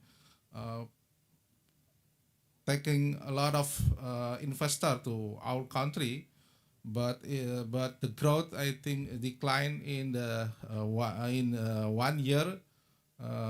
Now is the growth around 40%, and mostly in outside of Java. But the implication for this investment right now, contribution of Java Island in the economy around 52% in Q2 of 2023.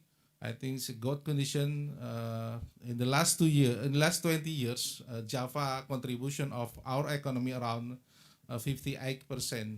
This because the investment in Indonesia located it outside of Java.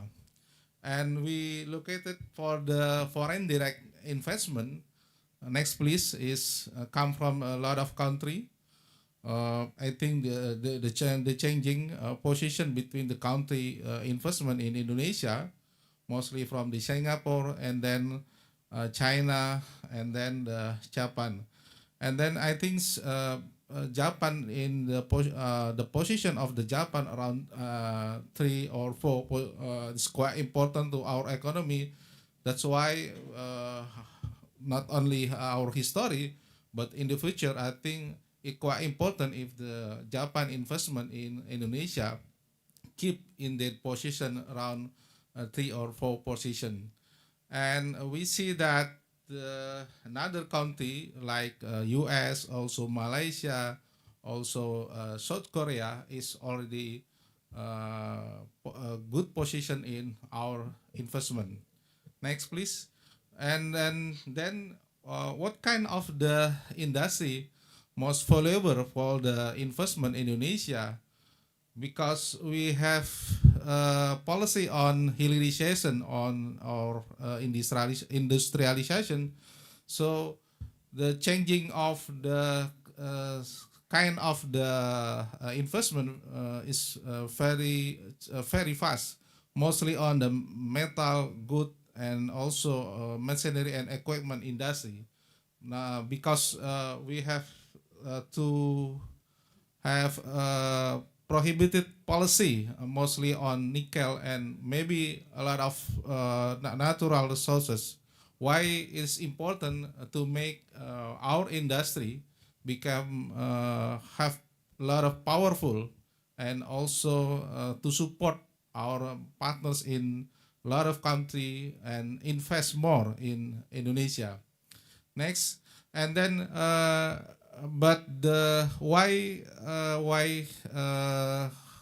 most of the country interesting invest in Indonesia based on the JETRO survey on the Japanese company in around the world, most and also in ASEAN. Indonesia is more marketable for their company because the market very huge rather than other country. of course, India, the first one, I think, but the second one is Indonesia, because we have a very huge market also, and also huge benefits. But Indonesia, there is a certain industry that may be valuable for the investor, like transportation, equipment, electricity, construction, and other sector. This position made some valuable for our industry to make cooperation, and also good opportunity for local support industry between local company and also international company, including from Japan. Next, please. But the relation of investment, I think, very volatile since 1920. Even the number of the project of investment increasing, but the investment realization sometimes in the long term is decreased. Even the numbers of the value of investment have a good value in the last 2 or 3 years. This realized that Japan's company investment in Indonesia think about what kind of market that may be valuable for the Japan company in Indonesia, but also what kind of the industry can make more easy to Japan company become exporter, because we have a lot of competitive like labor, also maybe some natural resources, or maybe other factors. Next, and the sector that Japan company investment in Indonesia, mostly on the secondary sector, it is very valuable because the implication for labor and also for the economic multiplier more widely rather than to primary and other tertiary. Other country very fast investment in Indonesia, mostly on the tertiary, because in the finance or the economic function very valuable rather than the secondary sector. Secondary mostly on industry like machinery, automotive, also in the plantation industry. A lot of industry that may be interest to some investor. Next, but the based on the our friends from the IPB University, competence of Japanese FDI in Indonesia mostly on sector vehicle industry. It means that on the automotive, timber industry, forestry, and also rubber and until paper industry and printing. So it means that this is biggest choice to our industry that might be have competitive with other country with ASEAN. So it's imply how Japanese company have a role in Indonesia investment in the last and also in the future. Next, but we have also challenge Indonesia. It's by Japanese perspective, I think, not by government, but the Japanese have review to our condition like increasing of wage, increasing procurement costs, tax burden, and exchange rate fluctuation, and complicated custom clearance procedure. As you see that in the increases wage for the Indonesia, I think even our rates not increase so fast, but if we compare with Thailand and also with China in the last 2 years, our increasing of wage very high rather than other country, around 4%, maybe too much for the Japanese company. I think we have to think about our regulation in labor, Undang-Undang Cipta Kerja, and other factors. Second one, yeah, we're talking about the procurement cost. Next, please. Challenge is procurement. It might be in Indonesia to think about how to we support the material, also technology, human resource to support procurement, because we have also regulation talking about local domestic component. It might be make some difficulty to Japanese company, and also local manufacturing costs from Indonesia. I think higher in the last 2 years rather than before, but not too expensive rather than other country like South Korea or Australia, and mostly on developed country. I think the position of the local manufacturing costs of Indonesia is under the middle. And then the last one, yeah, my conclusion for the investment in Indonesia. First, next please, yeah. Japan roles investment in Indonesia very strategic, even though there are fluctuation that reflect the condition of two countries. That might be growth of Japan's around 1%. It implied that demand of the export and also demand of the FDI more not fast rather than before. But if Indonesia want to more invest from Japan's company, I think we have to make some revision of our regulation on labor wage, procurement costs, taxation. Even we have new law about the tax harmonization, and also exchange rate fluctuation and custom procedure. That's why I think we have to strengthen incentive, and also maybe we're talking about the policy of the dollarization between Indonesia and Japan, not only ASEAN country, but more or less some country that maybe a good side to reduce the impact of dollar in the last 3 years. And the second one, we're talking about the trade. Next, please. Yeah, the trade. Yes. We see that in this year we have problem with the growth of trade, that all country has suffered with the Russia invasion to Ukraine, makes some country I think the growth, their economic become negative or also decrease, and demand of the goods and also services decrease rather than before. It's implied that demand of goods from other country also decrease, not from Indonesia, but not and also from a lot of exporter. And the other side, I think since 5 years ago, there is a lot of change since digitally export more faster rather than good export.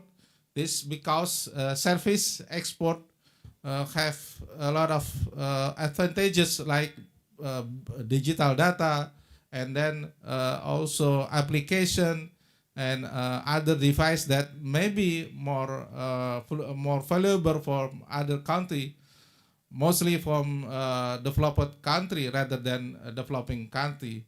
This situation implied not only how to Indonesia to increase the competitiveness of the digital technology, but how we can survive in the change of our economic performance, because the value of the services by digital more valuable rather than goods export.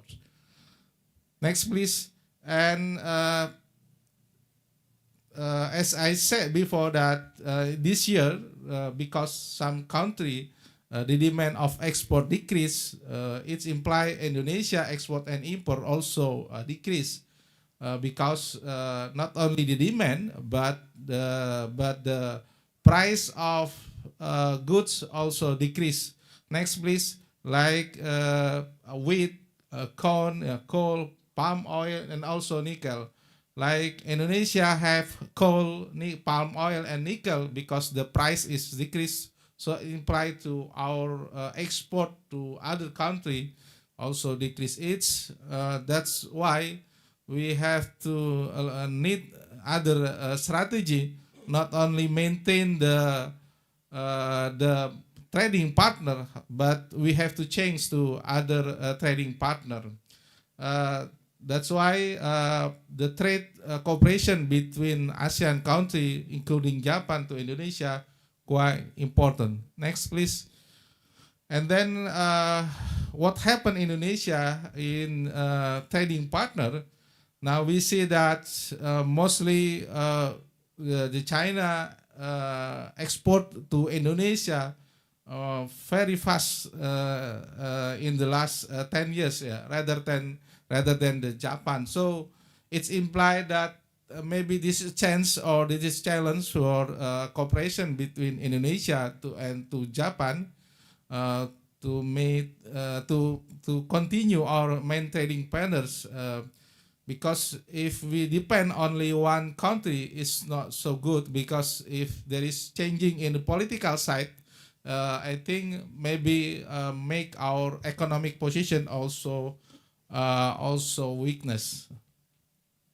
And then next, please. But we have still believe even our export import Indonesia to Japan decreased since 10 years ago by it's caused by maybe I don't know, because the low economic growth from Japan less than 1%, but I think we have to think about how we increase next in the future the trade balance. Even we surplus, but the value more decrease. I think we think about how to enhance this cooperation, even export and import. Next, please. Indonesia mostly on the natural resources export, like mineral oils, and then natural of also wood and other rubber and other product. And we import from machinery, also vehicle, electrical, and other product. Next, please. Because we have a different competitive product in right now. Mostly Indonesia based on resource base rather than Japan. It's on medium tech. So these differences make complementary between two countries. Even we know in the future we have to learn from Japan how we export on medium tech rather than resource base, because value added of medium tech, I think, highest rather than resource base. That's competitive industrial performance that our challenge, not only right now but in the future. Next, please. The second one, even our import quite big, quite huge from the Japan, but sometimes a component of even our export to Japan increasing, surplus to Japan, but the component of material of import is also quite huge. This is because FDI multiplier Japan's company in Indonesia to the import component also quite good. This is indicator. You can see above 1.0, it means that multiplier of the increasing Japanese investment on impact more widely. The challenge, the next challenge is how we maintain, because not only Japan, yeah, China, Korea, also maybe in Indonesia. Indonesia around 1,000 of non-tariff measure of trade barrier. That's why a company from Indonesia or exporter have to compete, have to fulfill the measurement of a non-tariff barrier. Even maybe WTO admit that non-tariff measure, but I think this is sometimes make our company cannot compete with other country, even in Japan's country. Next, please. The last one, I think we see from the U.S. perspective on Japan trade policy that not only a standard unique on Japan, but licensing power, cross-stock holding, also the cultural is aspect that might be important to Indonesia company to fulfill Japanese import policy. So that's why I think a lot of challenge if Indonesia to make good opportunity with the Japan's company or investor, also our company in the domestic. I think my last presentation about the conclusion, yeah. The next one, it's important to strengthen Indonesia industry by partnering more broadly with Japanese investor and accompanied by increasing companies in order to meet the non-tariff barrier imposed by Japan. I think that's all. Thank you. Okay, thank you, Dr. Tahid, for your comprehensive presentations. And then we move on to the last speakers. We have Mr. Muhammad Shaban. He is the lecturer of Department of International Relations, Paramadina University, and he has a research focus on government development, Japanese politics, and ODA in ASEAN. Okay, yeah. Thank you, Ms. Moderator. So I'm going to be the last panelist for this afternoon, this lovely afternoon. Hopefully you still focus with the session. So it's going to be like around 15 minutes. But first of all, thank you so much for Paramadina University and INDEF and also Mission of Japan to ASEAN that has been organized this program, especially for Ambassador Kia and also the fellows Kia, the fellows panelists, Tanaka-san, Pak Tauhid, and also Mr. Ambu. So my sessions or my sessions, it's going to be about from the how international relations and also economic diplomacy approach can give some of the point or some of the 2 cents about how we gonna promoting AOIP, because after the late Abe Prime Minister's political agenda in Southeast Asia and also in the Pacific, we have, or he specifically mentions about the diamond security. It's a broadened concept by involving in the Pacific region. So when the previous panelist has been highlighted about how economic situation, how trade and also economic and like mostly from the business aspect can deepening the implementation of the IOP. In my session, I will highlight about how government actually, especially in this context, ASEAN and also Japanese government can make a good promoting to the IOP, because as I mentioned before, ODA is one of the key successful Japanese economic diplomacy strategy in Southeast Asia. It's quite elevating the situations here, the quality of human research, and also the business situations, yeah, especially after those countries get independence and also Japan reach its peaks economic situation. So yeah, promoting high quality infrastructure development. Through my presentation, I would like to explore the perspective of the ODA to advance the connectivity among Indo-Pacific regions. Next slides, please. So just to give you some of the context about IAOP, it's quite ASEAN program. It's quite international relations jargon. So basically now, after its enactment, we can consider this is a vital for ASEAN nations, yeah, to boost their economy and also safeguarding the sovereignty through standardized legal principles. In the Pacific, it's a legit problematic, and also the area is not safe in terms of the. We have the South China Sea. It has been a big debate between Indonesia and also even Indonesia is not a claimant of the South China Sea conflict, but also it's kind of a debate now.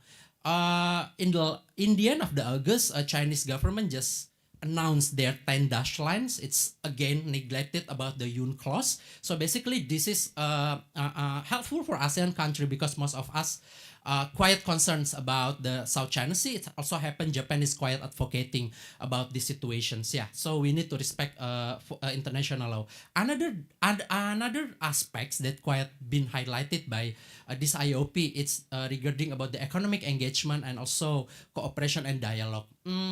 ASEAN has one of the key roles, yeah, like a big role, like a play significant role in the international architecture about how they need to, or how they quite inclusive in creating or in generating or initiating any kind of the dialogue. So IOP is one of the commitment, another commitment by ASEAN, but in this case it's a larger one.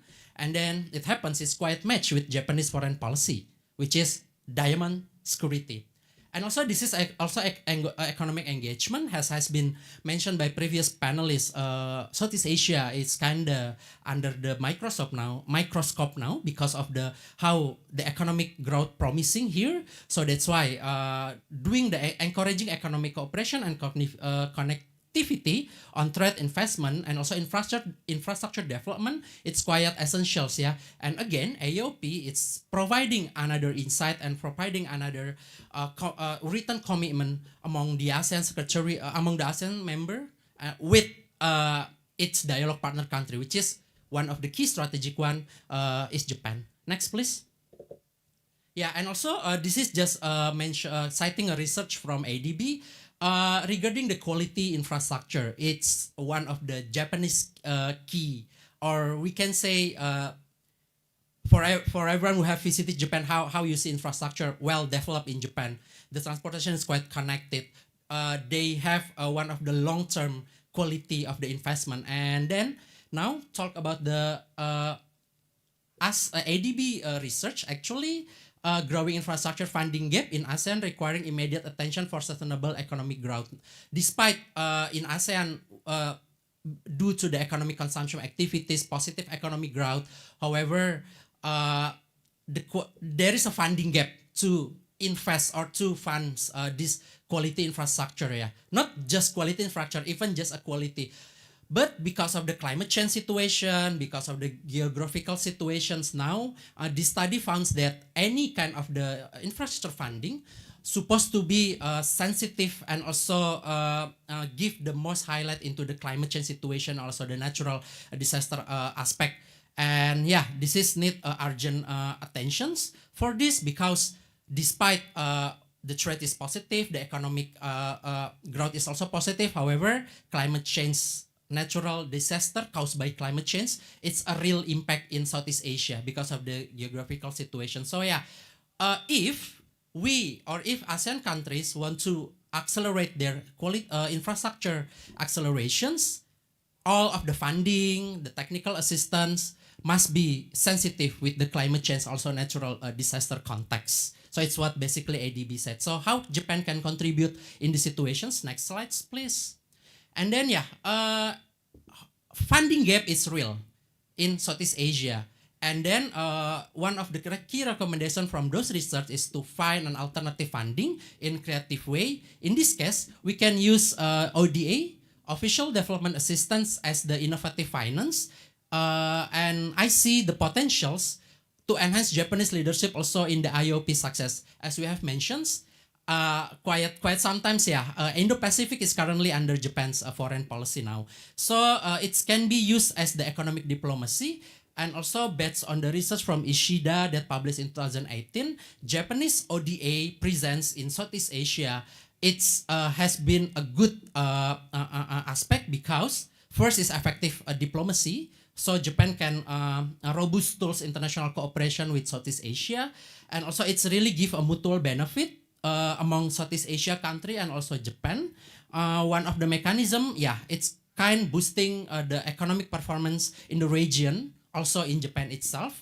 And then, yeah, economic cooperations can be easily implemented under this ODA because it's kind of a soft tools for Japanese economic diplomacy. And then, from Southeast Asia countries, see ODA as the resource as a resource provider. Yeah, it serves as a market production base for Japan. And also this is business environment improvement. I can say because of the Japanese ODA that reached its peaks in 80s, it's already improve the economic situations and also business in Southeast Asia. Mostly after the independence, the quality of the good governance, human resource is kind of low. But after Japan, the expansion of the Japanese economic activity in Southeast Asia has boomed this kind of situation. And then, yeah, the most important, it's contribute to the economic development, including in education, healthcare, human resource development, also technical assistance. So it has been a positive aspect. Japanese ODA has contributed to Southeast Asia countries. So by using this strategy as the alternative finance, it can be more valuable aspect. Next, please. So yeah, especially now, I talk about the high investment quality. China with the new initiative, it's called is BRI, Belt Road Initiative, which involve loans and also infrastructure project in Asia, which Indonesia and Southeast Asia is part of their blueprint. There is a concerns, yeah, they call it as a debt trap concerns. So BRI loans might lead recipient countries into a debt trap, potentially compromising their asset and infrastructure. This has been a region debate, while Japan, it's less problematic, I can say, when they try build the economic cooperations with Southeast Asia country. And now after 2006, it's become institutionalized under JAIF commitment, yeah. So now, basically, Japan try to foster development, trade, culture, and regional stability in ASEAN and Japan. So this is actually can be one of the another alternative funding for Japanese government when they want to deepen the cooperations with ASEAN countries and also using the AOIP framework. Next, please. So to give the context to people, to the audience that doesn't really understand about ODA. So yeah, this is how Japanese economic diplomacy has been done in ASEAN through ODA program. Next, please. So this is ODA. It's basically consisted of grant, loan, and technical cooperations, while Japan quite generous, yeah, to do soft loan and also technical cooperations. And those technical cooperation, I can say, has been a valuable contribution to Southeast Asia country because we can improve our human resource quality. And then, yeah, it's launched. Even the grant is quite small, yeah, compared to another OECD country. But yeah, that's how Japan work in ASEAN. At least they just focus with the economic activity. Next, please. And this is how ODA works under Japanese economic diplomacy. So basically, yeah, the grant, technical cooperation, also loan. So basically work from government aspect, yeah, and also in the bilateral capacity. It's just for short knowledge. Next, please. And then this is the most important one. This year, ASEAN and Japan has entered 50th anniversary of Japan relations. And then in any kind of the diplomatic doctrine that has involved in the relations between ASEAN and Japan, basically economic motive is still the number one. However, as Mr. Ambassador has mentioned before, like now we leading into the people-to-people cooperations or heart-to-heart, yeah, aspect. So it's something new that led Abe Prime Minister has proposed. But basically, regardless of the diplomatic doctrine, ODA is still remains still a significant aspect from economic diplomacy, or also finance alternative funding source for ASEAN country. Back then in 2000 and 2001, I was work from ASEAN Secretariat, and yeah, Japan is quite generous when they give the ODA and technical assistance for the natural disaster, also climate change aspect. Yeah, we see the shifting. It's purely about economics in the beginning, and now we are facing a different stage, which is people to people. However, yeah, economic is must be still imposed, yeah, for this region. So next, please. So now I talk about the menu. ASEAN outlook of Indo-Pacific. It's consisted of at least 10 aspects. Next, please. So there is an economic integrations, maritime security, sustainable development, connectivity, cultural and education exchange, humanitarian, conflict resolution, capacity building, public health and pandemic, and also security defense of cooperation. So this is basically the 10 key of AOIP initiative that quite vital for ASEAN in order to expedite the quality of infrastructure development. Not all of this become of our major concern, in my opinion, but what we actually supposed to be focused on, next please. Now it's energy infrastructure, yeah. Based on this research, economic infrastructure energy infrastructure represent the most critical gap for ASEAN to achieve IOIP success with strong development partnership. We might say that we are growing. This region is quite growing. This region can be a good accelerator, can be a good accelerator in the Indo-Pacific area. However, we still facing an energy situations here. As we may know, there is a positive correlations between energy consumption and also economic growth. And in this 21st century, there is also demand to have new and renewable energy sources. While in the region, we still focus on the coal-based energy sources for electricity. Now we need to shifting the situations, and then compared to the other IOP focus, energy is one of the development partnership that ASEAN must impose and foster with Japan. Also, now with the current conditions in JICA, after JICA developed Ogata Center of Research Center under JICA, they also put human security as the aspect of Japanese ODA that should be imposed in Southeast Asia, all around the world, yeah, including the natural disaster aspect and also the climate change aspect. And this is quite answering how the ADB has been mentioned, because how the vulnerability situations due to the geographical condition in Southeast Asia that Japan must be, if you want to deepening the cooperations, just my 2 cents is about put energy aspect and fill these gaps with the goals is creating energy security in the region. But the most important also, it's climate change, it's less carbon, and also give the several contexts that Japan has been great in in planning it, which is disaster management aspect and also climate change. Yeah. So I think that's my last slide. I finished in 15 minutes. Thank you. Okay, thank you, Mr. Shaban, for your insightful presentation. Now we come up into the Q&A session. If there is anyone who would like to ask, please raise your hand. Please, Mr. Ambassador, is there any?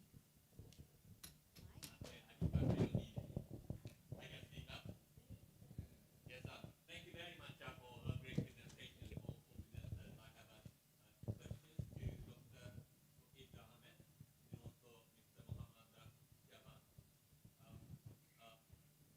The ASEAN is now getting a global attention, and in the last 2 years, I think there are CSP partners coming up, like China, Australia, and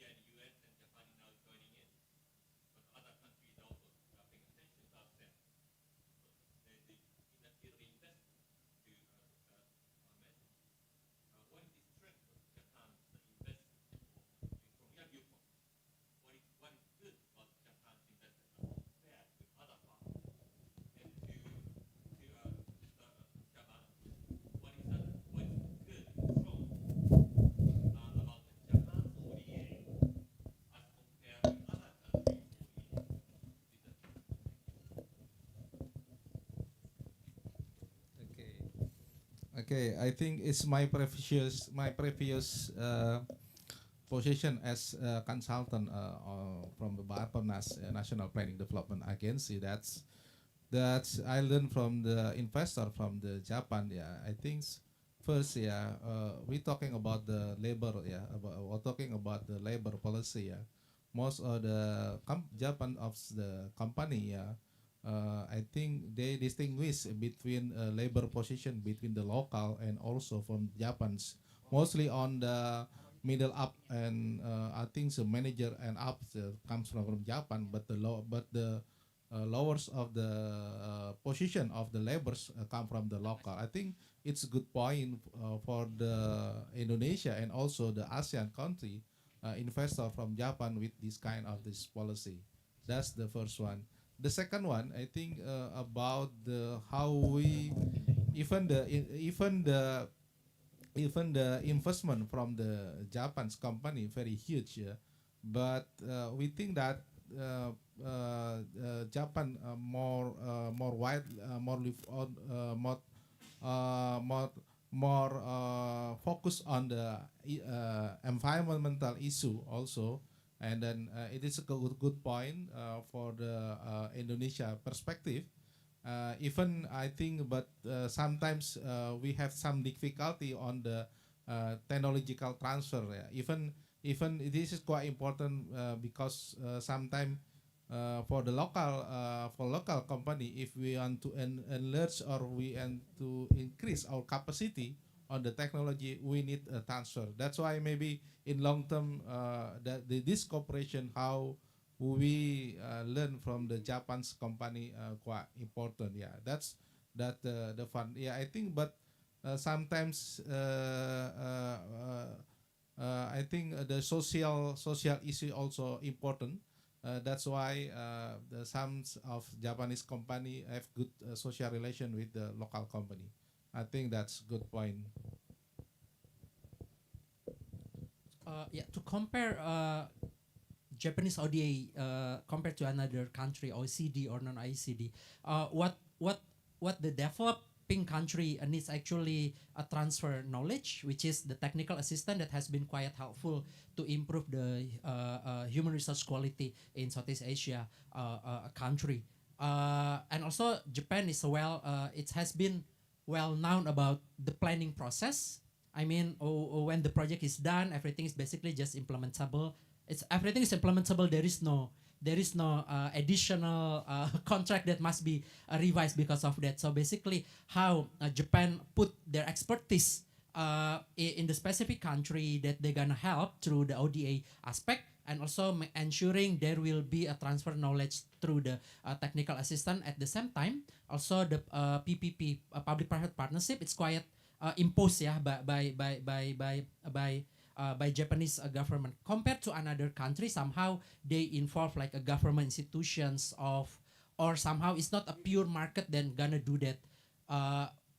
What I mean by pure market is the business sector. So they invite this like a government state-owned a company to help the process of the technical assistance to the specific country, or the process of helping building certain project, for example. But in Japan, they really see the business aspect. Yeah, personally, I believe with the free market, and also how competitiveness is quite important, because it's going to be lack of the political aspect and like background during the ODA aspect. So yeah, that's why the more quality infrastructure can be happen in Japan because of this cooperation structure. Thank you very much.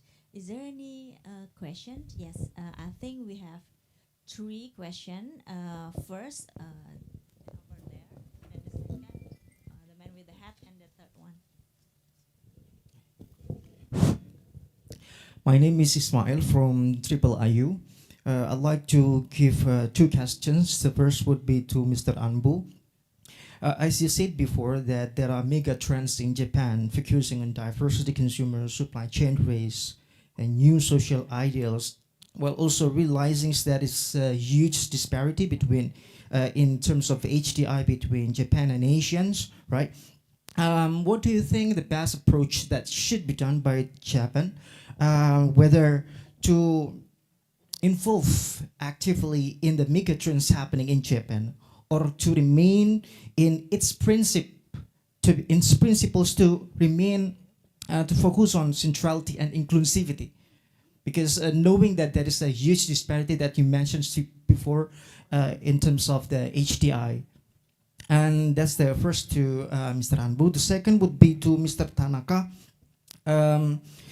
As highlighted by Mr. Tauhid before, that there is different trend investment realizations happening in Indonesia, which focus more on the metal machinery equipments. Meanwhile, we know exactly that in these industries are played massively by huge industries, huge corporations. However, as you stated before, that the focus on the partnerships that will be done by the Japan would focus on how to grow or empower MSMEs in this case.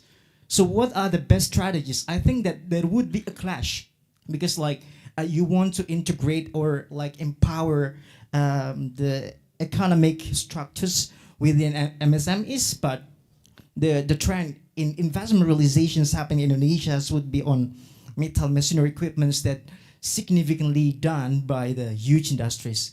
What do you think the best mechanisms that can solve this case? I think that's my question. Thank you. What's your name and your institution? Ismail from Triple IU. Okay, thank you. I think we go on to the second question.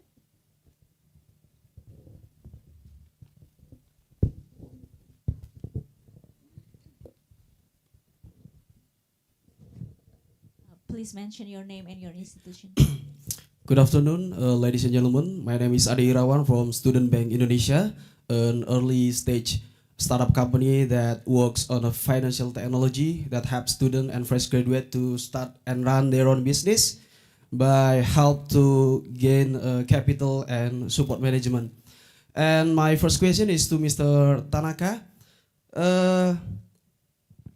How much do Japan care about the local issue, humanitarian issue, and human rights issues as the side impact, as the negative impact of the national strategies project like in Indonesia? As we know together, we have agrarian conflict in some areas like in Rempang Eco City, in the Batam region, and in mining in the Sulawesi area, and also in Labuan Bajo. How much do Japan and Japan company care about the agrarian conflict in Indonesia as the negative impact? And the second question, in line with Mr. Tauhid explanation and presentation, is it true that Indonesia is no more interesting to Japan investment? According to the survey and report by the GBIC, Japan Bank for International Cooperation, that Indonesia come down and down from year to year. As we know together that Indonesia stay in the 6th position this year, but in the 2013, Indonesia come to the highest position, in the number 1 position as the most interesting country to invest. And what is the main factor? Is it the technical issues, bureaucracy issues, or the political issues that make Indonesia is worse to year in interest rank? Okay, that's my question, and I'm sorry for my English. Maybe Miss Misha can help to translate. Thank you. Last question. The left side.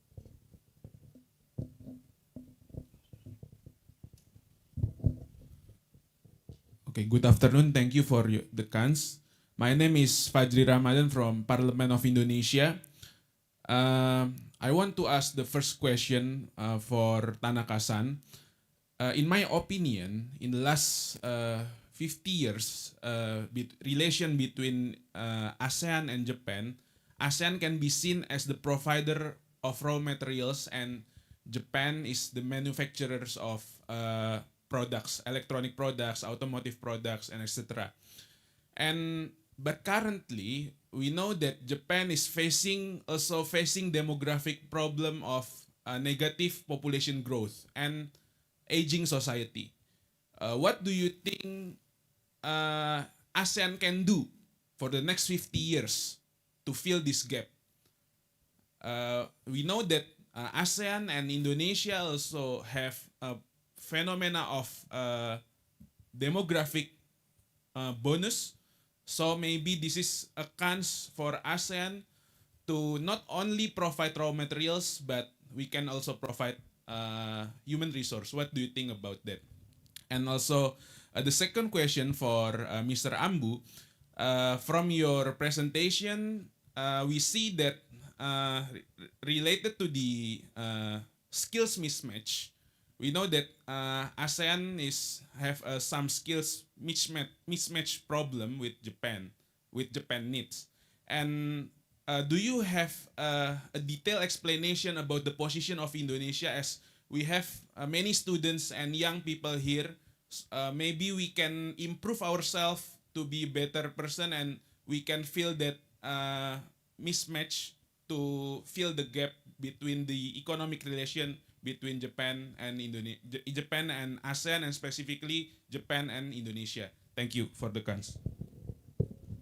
Thank you very much for the question. Now we proceed to the first question from Pak Ismail, Mr. Ismail. Please, Mr. Ambu, would you like to address the question? Yes, and a very, very interesting question. And Japan has the very high standard of living, and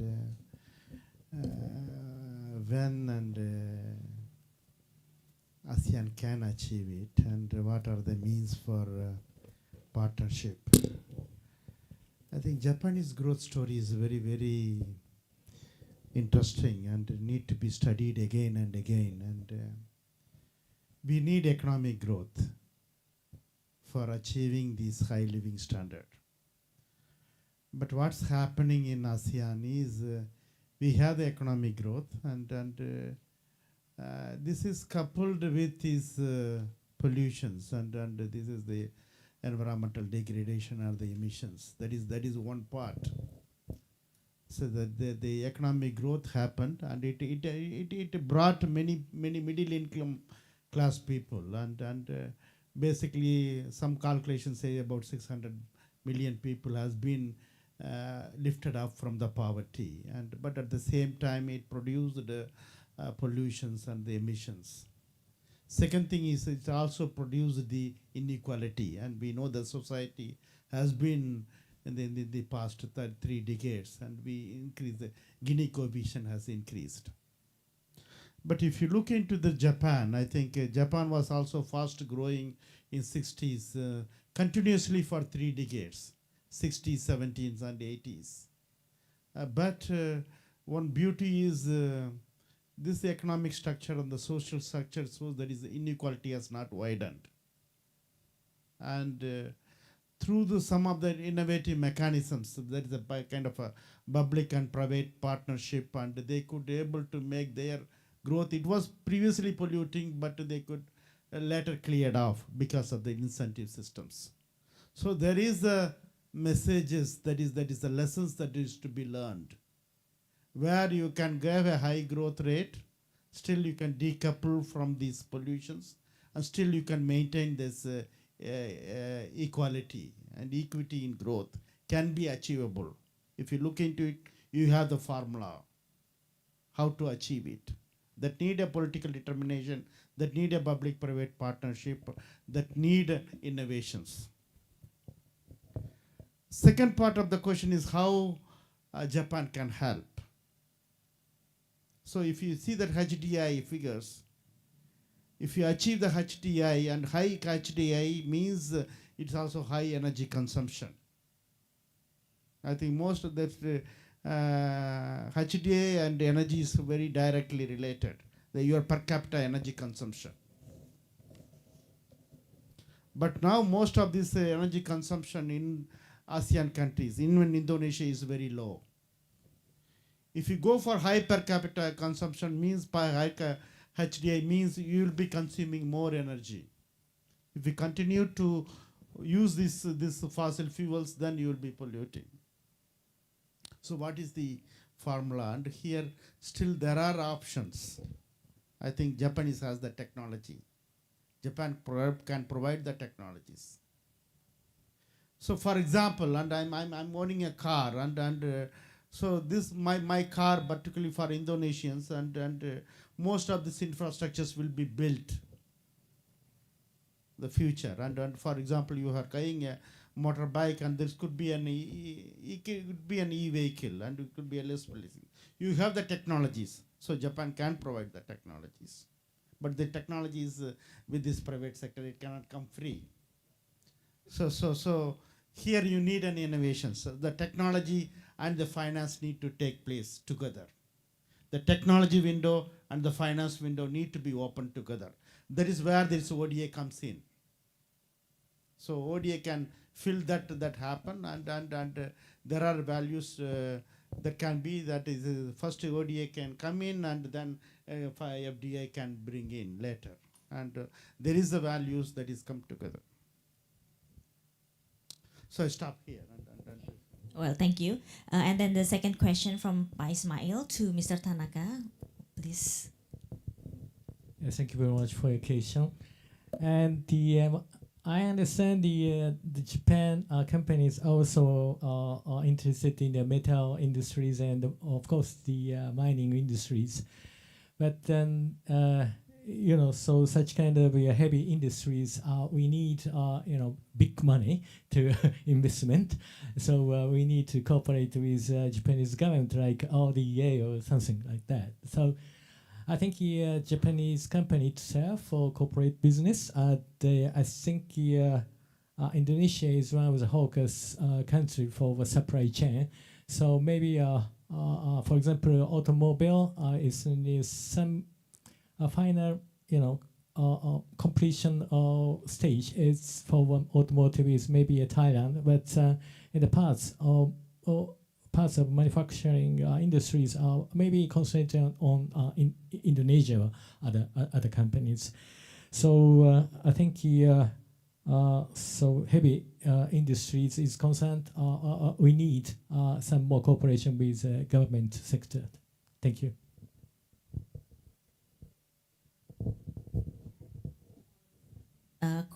The second participant asking to Mr. Tanaka about how the agrarian conflict and HR humanitarian issues will impact on perspective from business to investment in Indonesia. Yes, this question is very a good question for current Japanese companies, especially for listed company in Japan. So Japanese companies listed in stock market in Japan has to open for the strategy for human resource and human rights as well. So all the companies listed in Japan not escape from such kind of issues. So we should firstly to open the strategy for human resources. For example, of course, we need to release our own company's strategy for HR or human rights, but also we need to investigate the our partners' HR policy or purchasing company, all the stakeholders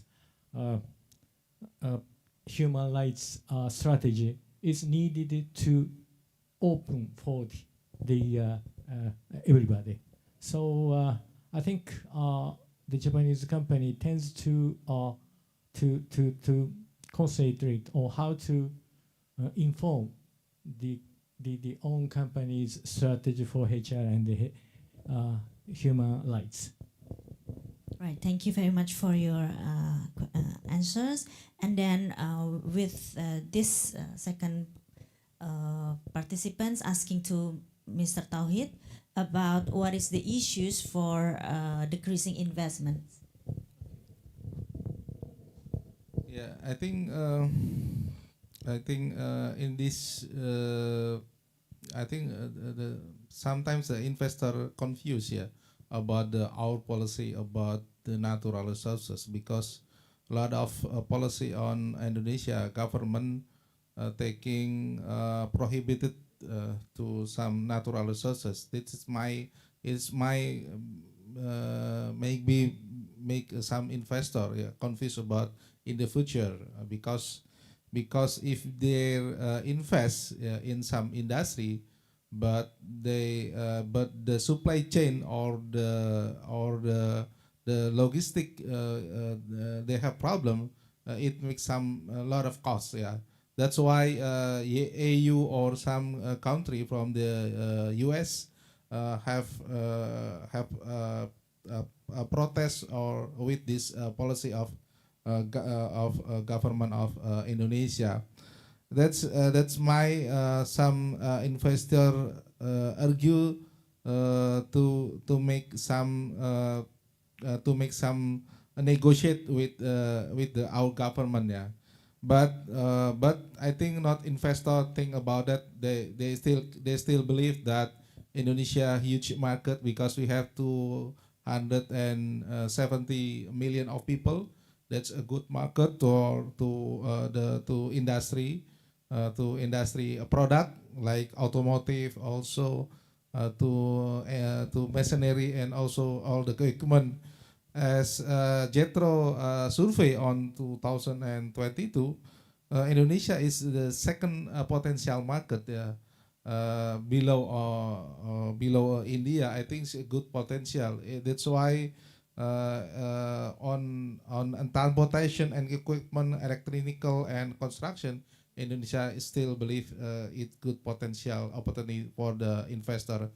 But of course we have problem with the labor cost. We have problem with the tax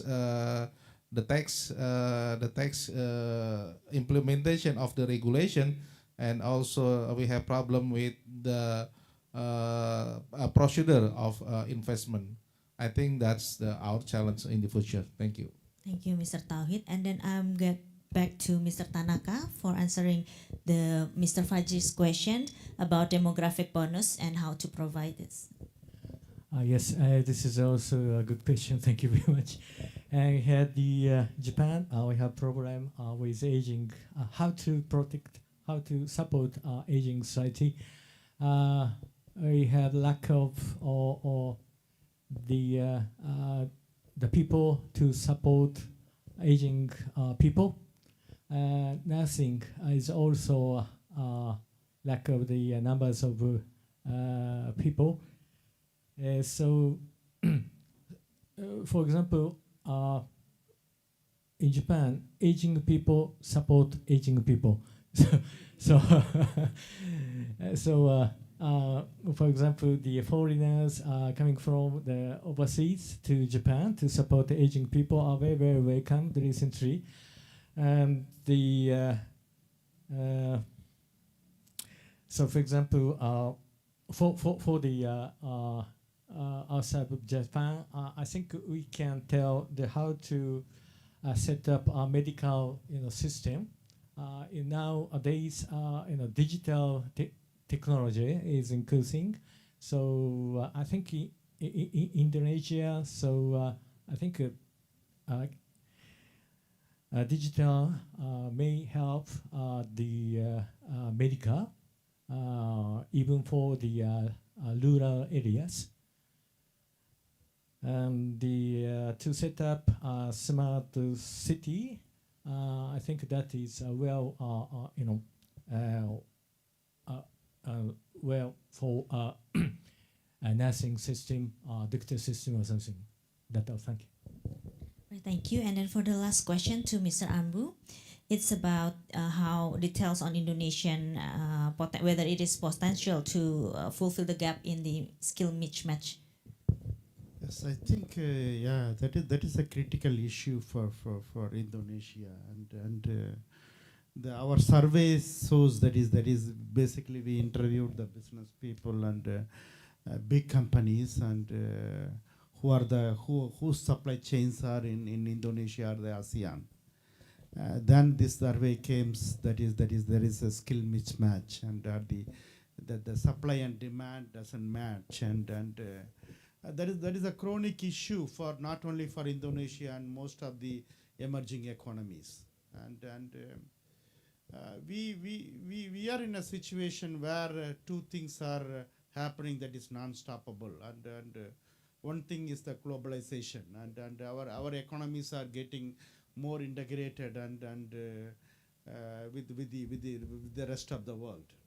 And second thing is the digitalization and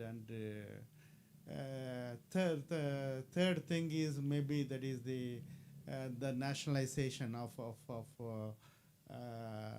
this educational policies and here we need to be that is our survey shows that is the particularly for the manufacturing industries that is working in the industrial parks that is we targeted and we found that is the supply that is produced by the high schools and also the universities is not very much enough that is they can take up and they can use that labor force and here the curriculum that is a design that is available that is provided by the high schools or the universities are not enough and here we need to change the menu and second thing is if you look into this is the growth where most of the growth is happening is one is that is manufacturing industries and the second thing is the service industries and service industries need creativity and for manufacturing this more application of the skills and this is where that is need to be focused on and also we in the Indonesian systems need to be tailor made for the demands that is a very complex and that is the demand is very much in flux and your supply need to be adjusted with the speed at which it is needed speed and scale. These are the two things that is you need to look into it, and there are some lessons that can be learned from the other countries. One is that is how it made in Singapore. I think the Singapore, I think that is when the Lee Kuan was the president and when they separated from Malaysia and they put the education as the first purpose. So that is a kind of a first motto and particularly the vocational education. When you have that kind of a labor force and then you have the critical mass, then FDI flow in and then they specialize. They could able to pick up some industry, they can grow. So another story is that is where that is India basically they colonized the globalization. That is Y2K problem when they comes basically that is English educated low cost labor. Basically that education they many engineering colleges were opened up. Basically, there is a private sector came in. Basically, some kind of a public and private sector made, and where the third year industries come at the third year, they can change the educational curriculum. Basically, based on the industry specific curriculums. There is change in the educational policies. Some kind of decentralization happened, and that kind of innovative. Then when this demand comes up, then industries could able to provide and they provide the ICT sector, and so there is some kind of tertiary education and as well as the higher education that need to be looked in and some models. I think industry and the universities and come together and they create a kind of joint curriculum that these things there are a lot of opportunities available. Right, thank you, Mr. Ambu, for your comprehensive answers. And then I think that's the very last question to be answered for these sessions. And because we have limited time, I think we come up to the end of the session for today. So it was very insightful and then also fruitful discussion for this afternoon. And I would like to appreciate and very thank you to Mr. Tanaka Hideyuki, to Mr. Ambu Mozi, Mr. Tauhid, and then Mr. Shaban for your time and availability for today. And through this event, we have gained practical knowledge and also how to elaborate as well, to cooperate not only between governments, but also with the business sectors in order to strengthen and also deepen the cooperation between ASEAN and Japan, particularly in economic areas. And we hope that cooperation between ASEAN and Japan will be stronger to promote ASEAN centrality and then also to promote epicentrum of growth in the regions. So please give applause to our speakers and have a good afternoon.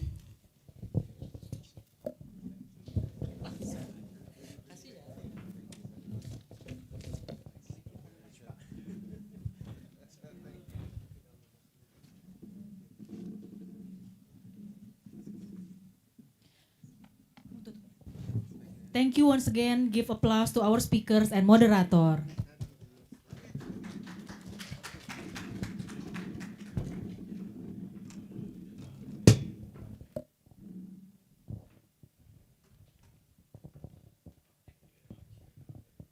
And that's conclude our event today on behalf of Paramadina University, INDEF, and the mission of Japan to Asia. It has been our pleasure to host this special event, and we look forward to seeing you on the next event. I wish you all a pleasant day, and thank you very much.